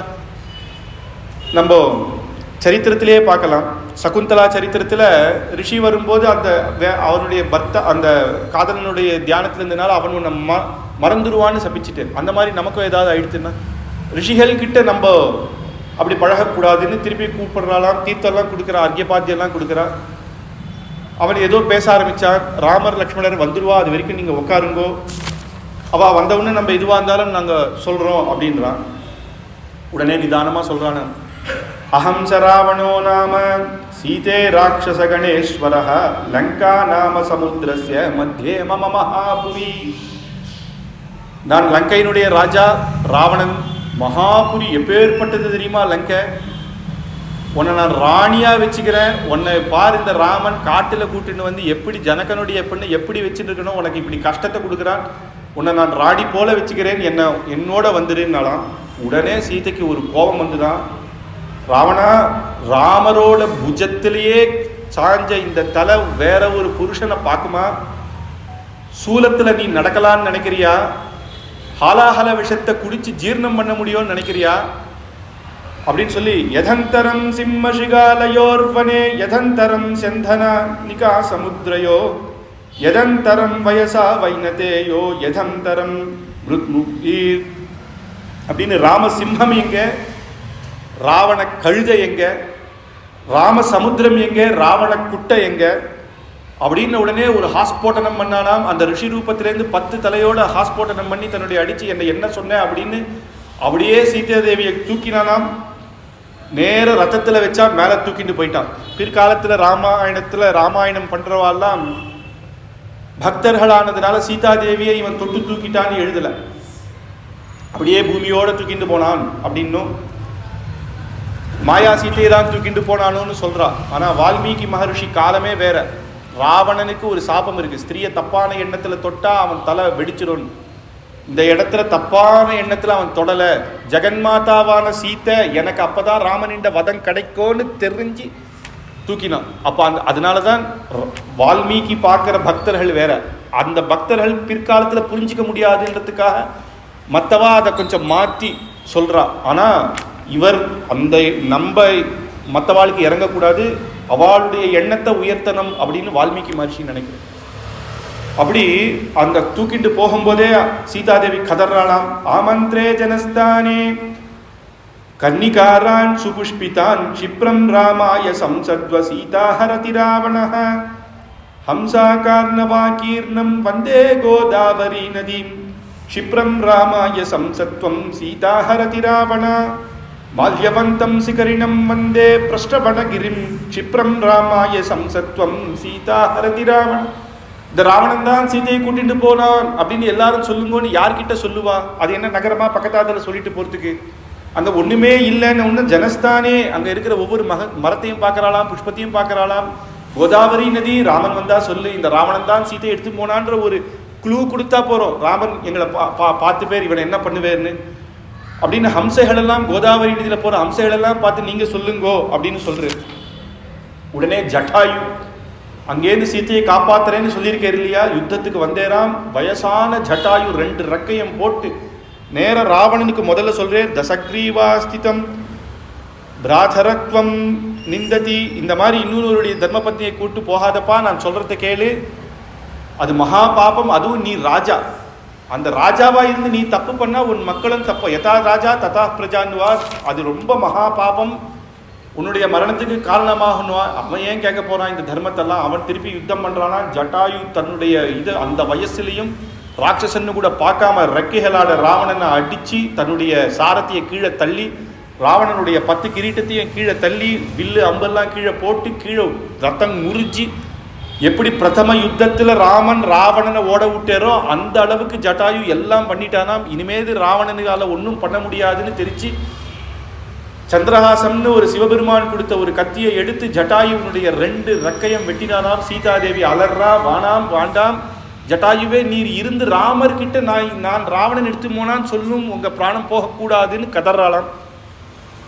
நான் இல்லை, நான் உயிரையாவது கொடுப்பேன் அப்படின்னா, அது ஸ்திரீகளுக்குன்னா அந்த மாதிரி அதுதான் தர்மம், உயிரையே கொடுத்தாவது காப்பாற்றணும் அப்படின்றது தான். மகாபாரதமாக இருந்தாலும் ராமாயணமாக இருந்தாலும் சொல்றது என்னன்னா, சீதையை எடுத்துட்டு போனான் ராவணன் கெட்டான், திரௌபதியை அவமானப்படுத்தினா அத்தனை பேரும் செத்தா. அதனால அது அந்த இதை சொல்லி வளர்த்த தேசம் இது. அதனால இப்போல்லாம் பார்த்தா எல்லா பேப்பர் படித்தாலே அவ்வளவு கஷ்டமா இருக்கு. அதனால தான் தர்மம் தர்மம் ராமாயணம் கேட்காததுனால தானே. கேட்டால் இதெல்லாம் எதுக்குன்னு சொல்லிட்டா இதுதான் எண்ணங்கள்ல நம்ம உயர்த்திக்கணும். அப்போ நேர சீதா தேவியை நேர லங்கையில கூட்டிட்டு போனான். ஜட்டாயு மரணத்துக்கு அப்புறம் நேர லங்கையெல்லாம் காட்சி ஐஸ்வர்யத்தை காட்டி சீதாதேவியை மயக்கிறான். நீ என்ன கல்யாணம் பண்ணிக்கிறானா? அவ துச்சமா மதிக்கிறா, இது என்னடா திருணத்துக்கு சமம் அப்படின்னு. உடனே பயத்து ராட்சசிகளெல்லாம் வச்சு பயப்படுத்தி, நீங்க இது 12 மாசம் இவாள்லாம் நீ பக்கத்திலேயே இருந்து அவளை கத்து, அந்த பயத்திலேயாவது என்ன கல்யாணம் பண்ணிக்கிறாளா அப்படின்னு அவனுக்கு பிடிச்ச அந்த லங்கையிலேயே அசோகவனம்னு ஒன்று அவன் ரெஸ்ட் எடுத்துக்கிறதுக்காக ஒரு கெஸ்ட் ஹவுஸ் அழகாக அப்படி கட்டியிருக்கானாம். அப்பேற்பட்ட அசோகவனத்தில் கொண்டு சீதையை வச்சா. இங்கே லக்ஷ்மணர் பின்னாடியே போனோன்னா ராமர் ஐயோ இவன் இப்படி கத்திட்டானே, ஏதோ ஒரு ஆபத்தாதுன்னு திரும்பி போகும்போதே சில அபசகுணங்கள்லாம் நடக்கிறது. இன்னும் வேகமாக வரைச்சு எதிர லக்ஷ்மணனை பார்த்தேரோ இல்லையோ, பகீர்னித்து லக்ஷ்மணா நான் உன்னை அங்கே தானே இருக்க சொன்னேன், நீயே வந்த அப்படிங்கிறேர். லக்ஷ்மணரும் சொல்றேர், அண்ணா இந்த மாதிரி மன்னி பயந்துட்டா, உமக்கு ஏதோ ஒரு ஆபத்துன்னு என்ன அனுப்பிச்சா அப்படின்றேர். நடந்ததை சொல்றேர். ராமர் சொன்னேர், ஒரு ஸ்திரீகள் கவலையில சொன்னதை நீ எடுத்துப்பியா மனசுல? அவ அப்படிதான்ப்பா சொல்லுவா. இல்லை இருக்கணும்னு நீ இருந்திருக்கணும், இல்லை இப்போ என்ன ஆச்சு ஆனால் கோவப்பட்டேர் ராமர். கோவத்தோட பட்டேரேன்னு அதுக்கு அடுத்த க்ஷணமே லக்ஷ்மணனை பிடிச்சிட்டே, லக்ஷ்மணா வா மண்ணியை தேடலான்ட்டு நேரம் ஓடுறேர். அந்த இடத்த பார்க்குறேர். பண்ணசாலையில் சீத்தை காணும். அங்கங்கே போட்ட அடுப்பு அப்படியே எரிஞ்சிட்டு இருக்கு, துணிகள்லாம் அப்படியே கிடக்கு, சின்னதெல்லாம் தள்ளி இருக்கு. ஏதோ ஒரு நடந்ததுன்னு தெரியுது. பின்னாடி போய் கத்துறேர், சீத்தே சீத்தேன்னு கத்துறேர். அதுக்கப்புறம் அங்கே இங்கே பார்த்து எங்கேயுமே பார்க்கலன்னு ஒன்று ஒரு நிமிஷம் தன் ஹிருதயத்தில் ஒரு கஷ்டம், இந்த சீத்தை கிடைக்கலையே என்ன ஆச்சுன்னு தெரியலேன்னு ஓடி ஒரு மரத்தையும் ஒவ்வொரு இடத்துலையும் போய் கேட்குறாராம், சீத்தை எங்கே, சீத்தையை பார்த்தியா, கண்டா சீத்தைன்னு கேட்டு அங்கே கதறி ராமருடைய கதறலை பார்த்து லக்ஷ்மணரும் நினைக்கிறாராம், ஒரு க்ஷணம் நம்ம தப்பு பண்ணிட்டோமோ, நம்ம வந்திருக்க கூடாதோ அப்படின்னு ஒவ்வொரு இடத்துலையும் கட்டி பிடிச்சி கேட்க ஒருத்தரும் சொல்லாத இருக்கச்ச. சில கோதாவரி நதியில தானே இருப்பான், சில வாட்டி கோதாவரி நதியில் இருப்பாளாம், சில வாட்டி சீத்தை விளையாட்டு காட்டுவாளாம். ராமர் இல்லாத இருக்கும்போது ஒழிஞ்சிப்பாளாம். ஒருவேளை சீத்தை நீ ஒழிஞ்சிட்டு இருக்கியோ எங்கேயாவது, என் முன்னாடி வந்துரு, என்னால் ஹிருதயம் தாங்க முடியலன்னு கதறு. லக்ஷ்மணர் சொல்றார், அண்ணா மனசு தளர விடாதீங்கோ, கோதாவரி நதியில தான் நீ இருப்பா ஏக்கமா, அங்கே போய் பார்க்கலான்னு கோதாவரி நதி கிட்ட போறேன். சீதாதேவி இல்லை. கோதாவரி நதி ராமரை கேட்கறதா, சீத்தை எங்க வர்ச்ச 2 பேரும் சேர்ந்து தானே வருவீங்க அப்படின்ற மாதிரி ராமருக்கு இருக்கான். தூக்கி போட்டுது, இங்கேயும் வரலையே. வானுலக்ஷ்மண வைதேஹி கம்வா தேசாமிதே கதா அப்படின்னு ஒவ்வொரு இடத்துலையும் கதறேர். அது உடனே லக்ஷ்மணனை பார்த்து சொல்றேன், சோகேன சோகோஹி பரம்பராய. இப்படி ஒரு சோகம் ஒரு மனுஷனுக்கு வரணுமா? முதல்ல ராஜ்யம் அப்படின்னு போச்சு, மக்கள் எல்லாம் விட்டு வரா மாதிரி ஆச்சு. அந்த சோகத்துக்கு அப்புறம் உடனே அப்பா போயிட்டேன்னு கேட்டோம். அதுக்கப்புறம் பரதன் குழந்தைய அனுப்பிச்சேன், அந்த சோகம். அதுக்கப்புறம் இங்க வந்த சீதாதேவி காணணும் சோகம். லக்ஷ்மணா, உன் அண்ணா இனிமேல் வெளில தலை காட்ட முடியாதுப்பா. தர்மபத்தினி இல்லாம திருப்பி நான் அயோத்திக்கு போனா கௌசல்யா அம்மா வந்து சீதை எங்கேன்னு கேட்டா நான் என்னன்னு பதில் சொல்லுவேன். ஆனா அதே சமயம் திருப்பியும் அயோத்திக்கு போகாமையும் இருக்க முடியாது. அங்க போகணும்னா பரத சத்ருக்னர்கள் தன்னுடைய பிராணத்தையே தியாகம் பண்ணிடுவாங்க. லக்ஷ்மணா, என் கதி அப்படி ஆயிடுத்து. நீ இன்னுமே என்னை பார்க்காத, நீ திரும்பி போ. நேர போய் பரத சத்ருக்னர்களுக்கு எனக்கு நடந்த கஷ்டத்தை சொல்லு. இப்பயே சீதை இல்லாத என் பிராணத்தையே நான் விட்டுருவேன். அங்கே பார்க்குறாம் சில ராட்சச கால் தடங்கள் தெரியுது. அதை பார்த்த உடனே ஏதோ ராட்சசன் தான் வந்திருக்கான். ராட்சசனுக்கு மனுஷனுக்கு என்ன வேலை? அவன் வந்தாலே சாப்பிட தானே வரப்போகிறான் அப்படின்னு நினச்சி சீதையினுடைய பிராணமே போயிடுத்தோ என்னவோன்ட்டு சொல்கிறேன். எனக்கு ஒரு க்ஷணம் கூட இந்த பிராணன் இருக்காது. ஆனால் பரலோகத்துக்கு போகிறதுக்கு எனக்கு பயமாக இருக்குது. அங்கே அப்பா கிட்ட போய் நான் என்ன சொல்லுவேன்? 14 வருஷம் வனவாசத்தை பூர்த்தி பண்ணலையே அப்படின்னு அப்பா நினச்சி பேர். அதனால் நான் இங்கேயே எங்கேயாவது ஒழிச்சுட்டு தலை காட்டாமல் இருந்துடுறேன். லக்ஷ்மணா நீ போ அப்படின்னு கதறி உழறாம். லக்ஷ்மணர் சொல்கிறார், அண்ணா நீர் இப்படி பேசக்கூடாது, இப்படி நம்ம மேற்கொண்டு தேடலாம், மனசை தளர்விடாதீங்கோ. ஒருவேளை சீதாதேவி இருந்தால் நம்ம அப்புறம் என்ன இது அப்படின்னு அவர் கொஞ்சம் சமாதானப்படுத்தி மேற்கொண்டு ஆசிட்டு போகிறேன். நான் உடனே சொல்றேன், இந்த தேவர்கள் எல்லாம் கேட்கிறாராம், ஆதித்யாலோக கிருத்திய பிரத்யக்ஷமான தெய்வத்தம் எல்லாருமே கோவில்னு வருவானா. மேலே பார்த்தா சூரிய பகவான் இருக்கே, சூரியரே நீர் சொல்லும் சீதை எங்கேன்னு கேட்கிறார். வாயு பகவானை கேட்கிறார், பஞ்ச பிராணன் இல்லாம யாராலையும் இருக்க முடியாது இல்லையா? வாயு பகவானை கேட்கிறார் சீதை எங்கே அப்படின்னு. ஆனா யாருமே பதில் சொல்லலையா. ஆனா தெய்வத்துக்கிட்ட, எந்த தெய்வமா இருக்கட்டும், சனாதன தர்மத்துல எந்த தெய்வத்துக்கிட்ட ஒருத்தர் வேண்டிண்டா அது நடக்கும். அன்னைக்கே நடக்கலன்னாலும் என்னைக்கோ ஒரு நாள் நடக்கும். அந்த தெய்வத்தை வேண்டது என்னைக்குமே வீண் போகாதுன்ற தர்மத்தை இங்க காட்டுறாரு. இங்க யாரை குறிச்சு வேண்டிண்டே? சூரிய பகவானையும் வாயு பகவானையும். அதே சூரிய பகவான் தான் சுக்ரீவனாக வரப்போறான், வாயு பகவான் தான் ஹனுமானாக வரப்போறே. இவா மூலமாக தான் யுத்தம் நடந்து சீதாதேவி திருப்பி வரப்போறா. அதனால தெய்வம் பிரார்த்தனையை என்னைக்குமே கைவிடாது. அதனால பிரார்த்தனையை யாரும் கைவிடக்கூடாது அப்படின்னு காட்டுது. மேற்கொண்டு நாசயாமி ஜெகத் சர்வம் திரைலோக்கியம் அப்படின்னு இந்த ஒவ்வொரு தேவர்களும் நான் கேட்க பதில் சொல்ல மாட்டேங்கிறாளே, இவா ஒவ்வொருத்தரையும் நான் என்ன பண்றேன் பார், தேவர்களே இல்லாம பண்ணிடுவேன் அப்படின்னு ராமர் ஒரு க்ஷணம் தெய்வமாக மாறி ராமர் பகவானா பேசினேராம். லக்ஷ்மணர் உடனே சரணத்துல விழுந்து சரணாகதி பண்ணேராம். அண்ணா அப்படி பண்ணக்கூடாதுன்னு. தேவர்கள்லாம் பயந்துட்டாராம். சீதாதேவி மேல கை வச்சான் ராவணன், இனிமேல் என்ன ஆக போறதோன்னு நேர பிரம்மா கிட்ட போய் வேண்டிண்டா. என்ன பண்ணலாம்னா பிரம்மா சொன்னேர், இது சாட்சாத் பகவானுடைய சங்கல்பம் தான்ப்பா. எப்ப கை வச்சானோ இன்னைக்கு ராவணன் வதம் அப்படின்றது நிச்சயம் ஆயிடுத்து. அதனால நீங்க எல்லாம் பயப்படாதீங்கோ அப்படின்னு சொல்ல லக்ஷ்மணன் சொல்றாராம், இப்படி தெய்வங்கள்லாம் தேவர்கள்லாம் ராவணனுக்கு பயப்படும் போது நீரும் ஒரு பண்ணலாமா?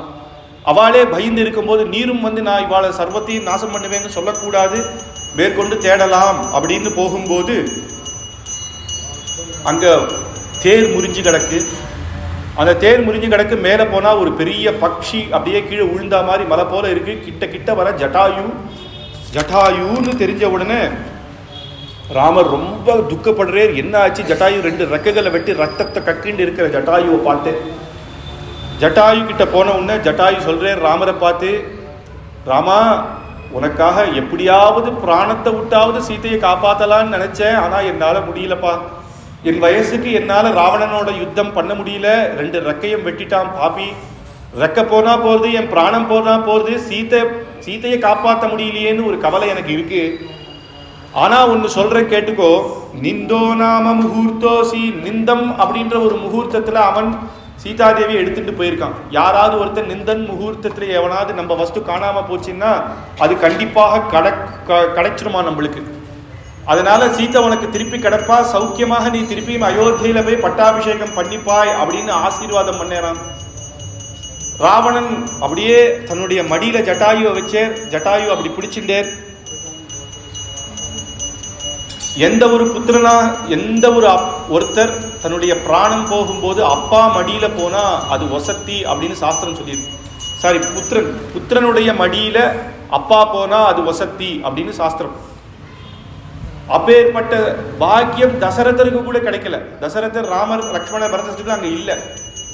ஆனா அந்த ஜட்டாயுக்கு கிடைச்சுதான். ஜட்டாயு ராமருடைய மடியில இனிமேல் என்னால முடியாது அப்படின்னு ராமர் மடியிலேயே ராம ராம ராமன்னு தாரக மந்திரத்தை சொல்லி ராமர் மடியில அப்படியே பிராண தியாகம் பண்ணேராம்.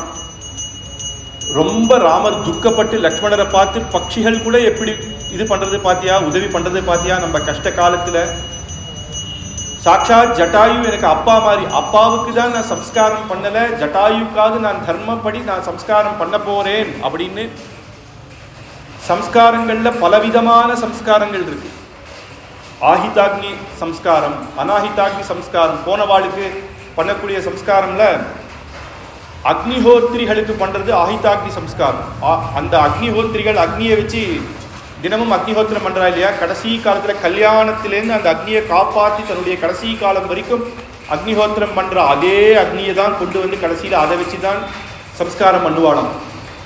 அனாஹிதாக்னி சம்ஸ்காரினா ஸ்மார்த்த கர்மாக்கள் பண்றவர்களுக்கான சம்ஸ்காரம். யாருமே இல்லாதவர்களுக்கு கோவிந்தா கொல்லி அப்படின்னு சொல்லுவா. பலவிதமான சம்ஸ்காரம் இருக்கு. அதுல உயர்ந்த சம்ஸ்காரம் பிரம்மமேத சம்ஸ்காரம். பிரம்மமேத சம்ஸ்காரம் யாருக்கு பண்ணுவான்னா, பரமஹம்ச பரிவ்ராஜகா சந்நியாசாசிரமத்தில் இருக்கிறவாளுக்கோ இல்ல பிரம்மச்சரியத்திலேயே மகா ஞானிகளாக வைராக்கியமாக இருந்தவாளுக்கோ தான் பிரம்மமேத சம்ஸ்காரம். சாமானியவருக்கு நான் பிரம்மமேத சம்ஸ்காரம் பண்றேன் அப்படின்னா அந்த சம்ஸ்காரம் அவளுக்கு பலிக்காது. அவாவாளுடைய யோக்கியத்தையே பார்த்து தான் சம்ஸ்காரம் பண்ணணும். ஆனா ராமர் ஜட்டாயுவுக்கு பிரம்மமேத சம்ஸ்காரத்தினால சம்ஸ்காரம் பண்றாராம். அதுதான் ராமருடைய பெருமை. ராமரே லக்ஷ்மணரை கூட்டி தான் தீர்த்தாமாடி அந்தந்த சம்ஸ்காரங்களை முறைப்படி ஜட்டாயுவுக்கு பண்றேன். ஜட்டாயு தன்னுடைய ரூபத்தோட சத்கதி அடையும் போது ராமர் சொல்றேன், யாகதி சர்வ சீலானாம் ஆஹிதாக்னேஸ்யாகதி அபாரவர்த்தினாம் யாச்ச யாச்ச பூமி பிரதாயினாம் கிருத்ரராஜ மகாசத்வம் சம்ஸ்கிருதஸ்ய மயா பிரஜ மயாத்வம் சமானுஜ்ஞாதோ கச்சலோகான் அனுத்தமம்.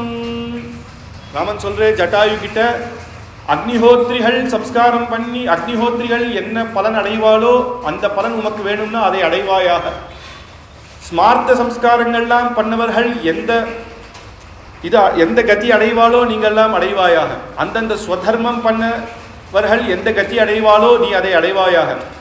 இல்ல வீர மரணம் பண்ணி வீரத்துல போர்ல போனவர்கள் எந்த சொர்க்கம், அந்த சொர்க்கம் வேணும்னா நீ அடைவாய். இல்ல மோட்சமே வேணுமா நீ அடைவாய். மோட்சமே ஆனாலும் நீ போரும். ராமர் சொல்றேன், நான் சொல்றேன், மயாத்வம் சமானுஜ்ஞாதோ கச்சலோகான் நான் சொல்றேன், உமக்கு எது படுதோ அந்த யோகத்துக்கு நீர் போரும் அப்படிங்கிறது.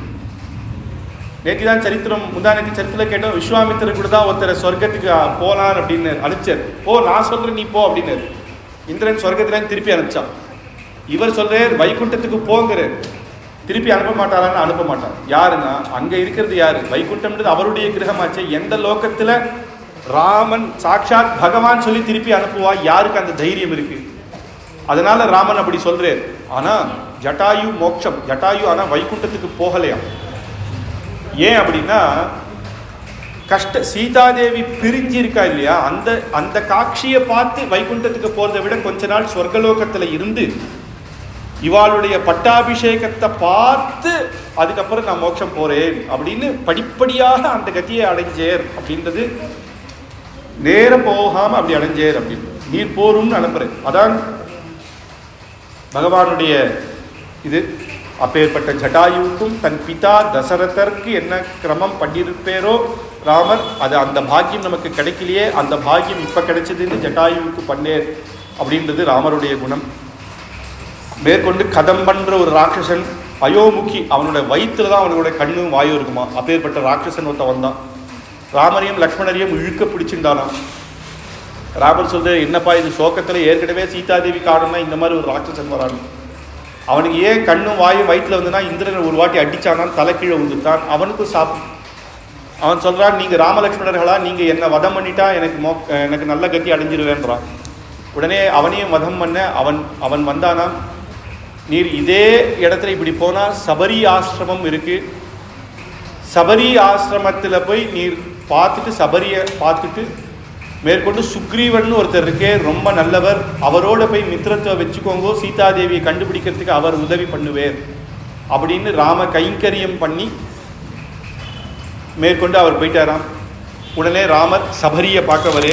சபரி சரித்திரம். சபரின்ற மகா ஒரு பாட்டி, மதங்க மகர்ஷினுடைய சிஷ்யை. சபரி என்னன்னா காட்டுல வனவாசத்துல காட்டுல சுத்திந்தவ தான்.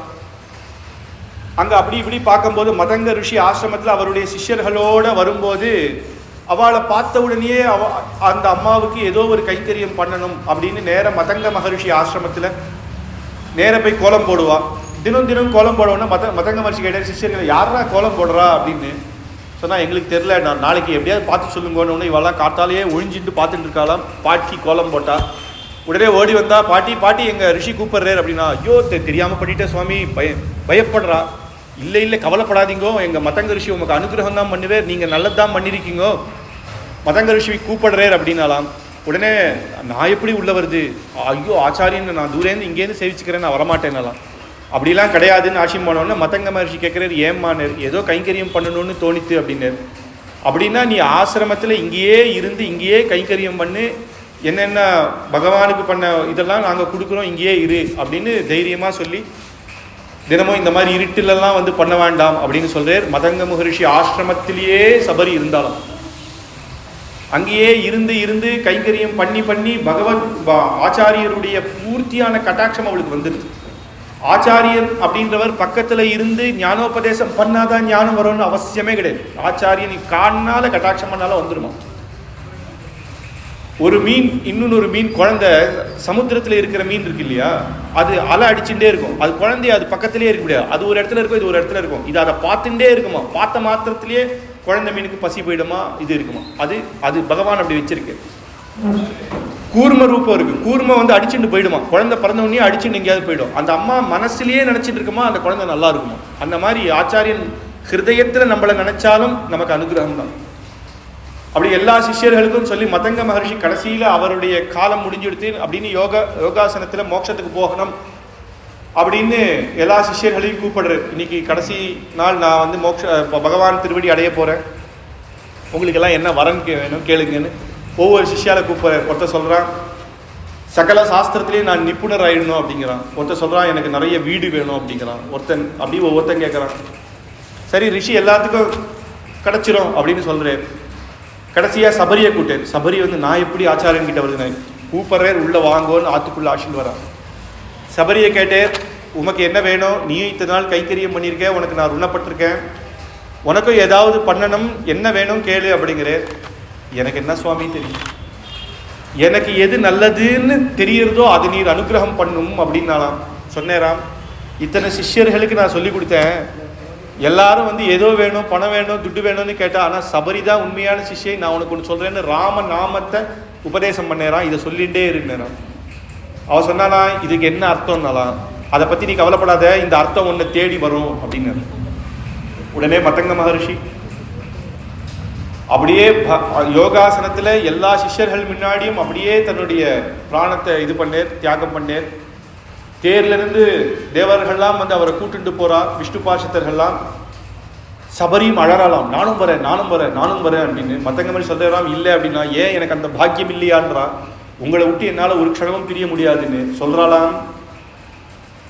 ராமன் ராவணவதத்துக்காக இங்க வரப்போறேன் அப்படின்றது ஒரு வியாஜம், சத்தியத்துக்காக அப்பாவுடைய சத்தியத்தை காப்பாத்துறதேன்னு ஒரு வியாஜம். ஆனா ராமர் உண்மையா உன்னை பார்த்து உனக்கு அனுகிரகம் பண்ண வனவாசத்துக்கு வர வந்துட்டு அதுக்கப்புறம் பக்கத்துல போய் ராவணவதம் பண்ண போறான். சபரி நீ இங்க இரு, ராமன் உன்னை பார்க்கதான் இத்தனை லீலையும் நடந்தது அப்படின்னு மதங்க மகர்ஷி சொன்னேராம். சபரி அன்னியிலிருந்து 14 வருஷம், இன்னும் 10 நிமிஷம் ஆயிடுச்சு, 10 நிமிஷம்.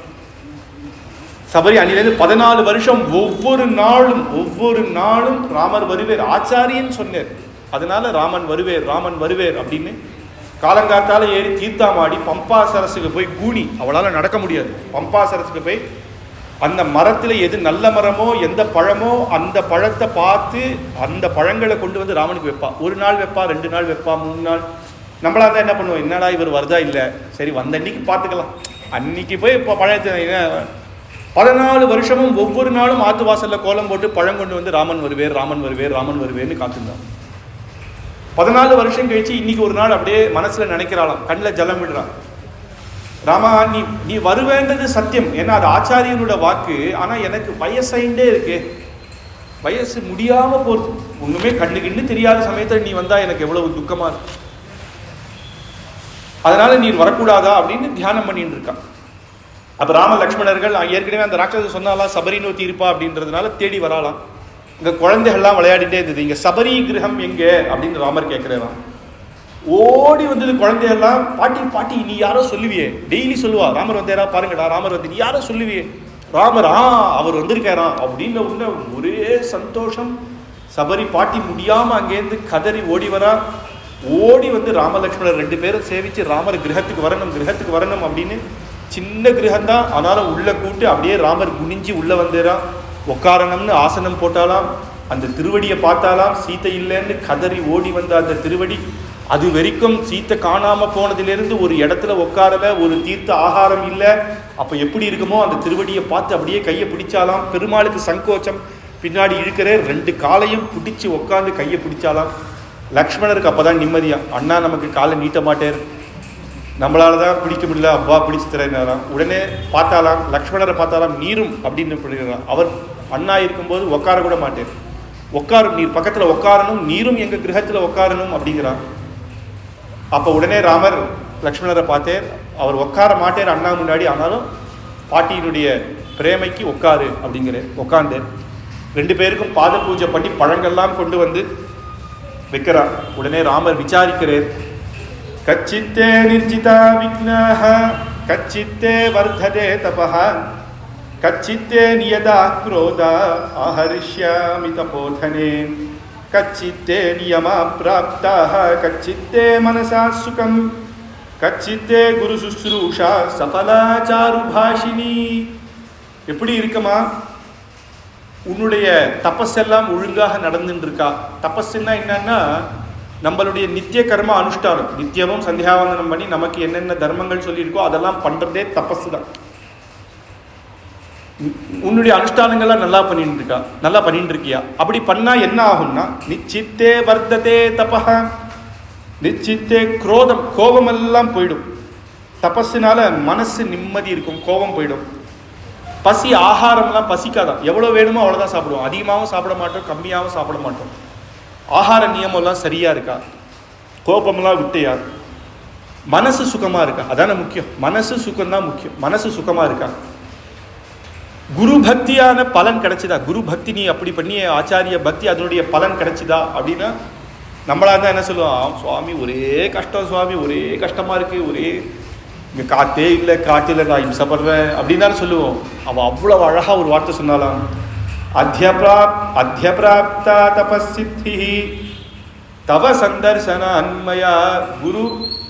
குருவனுடைய பக்திக்கு பலன் கிடைச்சிதானே, தோ கிடைச்சிது, நீர் இருக்கேரு, நீர் எப்ப எதிர இருக்கேரோ அது சத்தியம், பிரத்யக்ஷமாக என் குரு பக்தி பலிச்சுது இன்னைக்கே, அத்திய பிராப்த இன்னைக்கு அப்படின்னு சொன்ன உடனே அது அழகாக அப்படி பேசுறான். அது ஏன்னா அந்த அந்த சத்புருஷர்கள் கூட இருந்தாலே நமக்கும் அது வந்துடும். அவ காட்டு வாசிதான், ஆரம்பத்துல வேற மாதிரி பேசியிருந்தாலும் ஒரு நல்லவர்களோட சேர சேர அந்த பேச்சு வந்துடும். துவயி தேவா வரே ராமா பூஜிதா புருஷ ருஷபஹா, நீ வந்தேரே, துவயி தேவான்னு போட்டான். ராமாயணத்துல யாருமே தேவன்னா தேவ சப்தம், தேவநாதன் தேவராஜன் தான், தேவாதி தேவன் அப்படின்னு. இந்திரன்னா தேவேந்திரன்னா தான் அந்த இந்திரன், தேவர்களுக்கு இந்திரன், மனுஷேந்திரன், மிருகேந்திரன். இந்திரன்னா இந்திராதிகளுக்கு இந்திரன், சர்வேஸ்வரன். அந்த மாதிரி தேவன் அப்படின்னா பகவான், சாட்சாத் பகவான்னே சொல்றா. ஏன்னா இவளுக்கு ஆச்சாரிய கட்டாட்சம் இருக்கிறதுனால தெரியுது ராமன் பகவான் அப்படின்னு தெரிஞ்சே, துவயி தேவ வரே ராமா பூஜிதா புருமருஷயா அப்படின்னு அந்த பழங்களை கொடுக்குறானாம். பம்பா நதியிலேருந்து கொண்டு வந்த பழம். பகவான் கேள்வி கேட்கிற, பகவானுக்கு தெரியாத இல்லை, ஆனா சபரியினுடைய பக்தியை உலகத்துக்கு பிரகடனம் பண்ணணும். என்னம்மா பழம் எடுத்துன்னு வந்திருக்கியே, நம்ம ஆத்துல காய்ச்ச பழமா அப்படிங்க. நம்ம ஆத்துல காய்ச்சலாம் தித்திக்காது சுவாமி, பம்பா சரஸ்ல இருக்கும் ஒரு பழம் பாருங்கோ, அவ்வளவு தித்திக்கும், அதுக்காக உங்களுக்காக கொண்டு வந்திருக்கேன் அப்படின்னு. யாராவது பசங்களை ஆசிட்டு போய் கொண்டு வருவியோ? யாரு பசங்க, அவளுக்கு என்ன ஆசை சுவாமி, போய் ஏதோ ஒரு பழத்தை கொண்டு வந்தேன்னு கொண்டு வந்துருங்க. கேட்டால் பாட்டி நான் பம்பாநதியிலேருந்து கொண்டு வந்தேன்னு சொல்லுவோம். எனக்கு தானே தெரியும் எப்பேற்பட்டவர் வரப்போறேன்னு. நானே போய் கொண்டு வந்தேன், நீயே போனியா, இன்னைக்கு கொண்டு வந்துதானா? இதே தான் சுவாமி, நித்தியம் உமக்காக, நித்தியம் உமக்கு இதை அனுகிரகம், இதை வந்து பிரசாதம் நிவேதனம் பண்ணிட்டு தான் இருக்கேன். இன்னைக்கு நீரே பிரத்யட்சமாக வந்தேன். யாருக்கோ இல்லாத கவலை எனக்கு. உம்மால எப்படி இது முடிஞ்சதுன்னா, உமக்காக பண்ணுறேன் அப்படின்னு கைங்கரிய புத்தியோடு போனால் சிரமமே தெரிய மாட்டேங்கிறது அப்படின்னு சொன்ன உடனே ராமர் சந்தோஷமாக குஹன் கொடுக்கச்சாப்பா கூட ராமர் என்ன பண்ணேர்னா இப்படி கை வச்சார். ஆனால் பாட்டிக்கிட்ட வாங்கி தான் சத்திரிய தர்மமாக இருந்தாலும் கையை நீட்டி அந்த பாட்டியினுடைய பக்திக்கு வாங்கி சாப்பிட்ற லக்ஷ்மணனும் அதை வாங்கி சாப்பிட்ற. அப்படி ரொம்ப சந்தோஷப்பட்டான். பம்பாயாஸ்தீர் அப்படின்னு இதெல்லாம் சொல்கிறான். உடனே சந்தோஷம் வந்துடுத்து, பூஜை பண்ணியாச்சு, ஆச்சாரியன் சொன்னது கிடைச்சிடுத்துன்னு உடனே ராமரை இங்கே போகிறோம். ஒரு அஜ்ஞானம் வந்துடுத்து. இங்கே பாரு, இங்கே தான் எங்கள் ஆச்சாரியன் தபஸ் பண்ணியிருந்தேன் பார்த்தீங்களா, அந்த அன்னைக்கு போட்ட உலத்தின துணியில் இன்னும் ஜலம் சொட்டிகிட்டே இருக்குது பார்த்தீங்களா, அப்படின்னா என்ன பிரத்யட்சமாக ஆச்சாரிய ஹிருதயம் இங்கே தான் இருக்குதுன்னு அர்த்தம். அவர் அக்னிஹோத்திர அந்த பண்ண அக்னி இன்னும் ஜொலிச்சுட்டே இருக்கு பாருங்கன்னு ஒவ்வொன்றா காட்டுறான். ஒரு கணர் வருது, அங்கே ஒரே சப்தமாக இருக்குது. ராமர்கிட்ட கேட்குறா, ராமர் கேட்குற என்னது இது அப்படின்றது.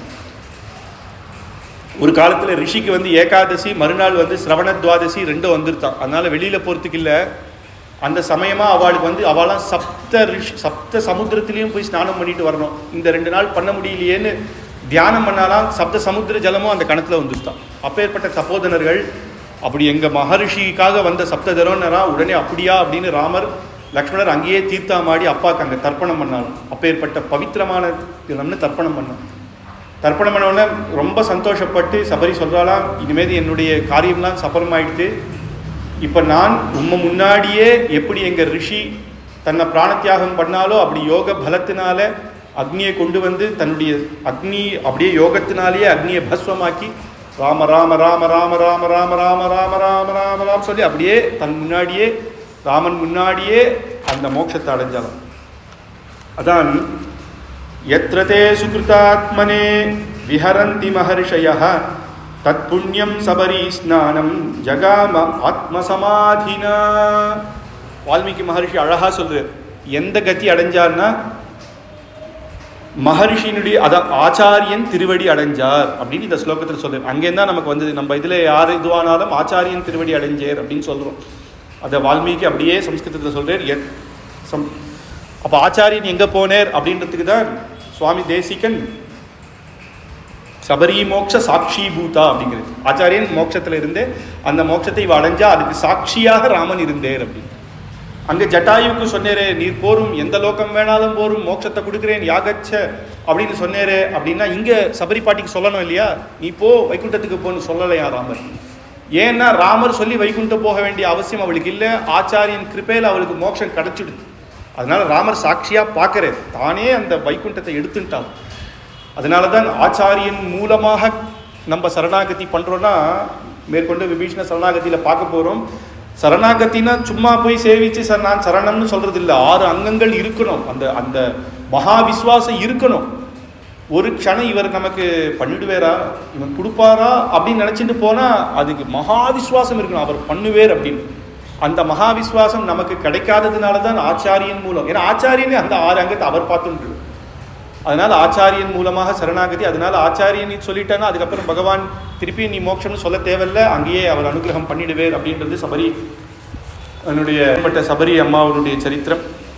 இங்கே மேற்கொண்டு நாளைக்கு கிஷ்கிந்தா காண்டத்தை பார்க்கலாம். கவிதார்க்கிக சிம்ஹாய கல்யாண குணசாலினி ஸ்ரீமதே வெங்கடேஷாய வேதாந்த குரவே நமः.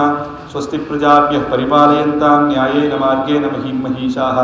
கோப்ராஹ்மணே ச சுபமஸ்து நித்யம். லோகாः சமஸ்தாः சுகினோ பவन्तु.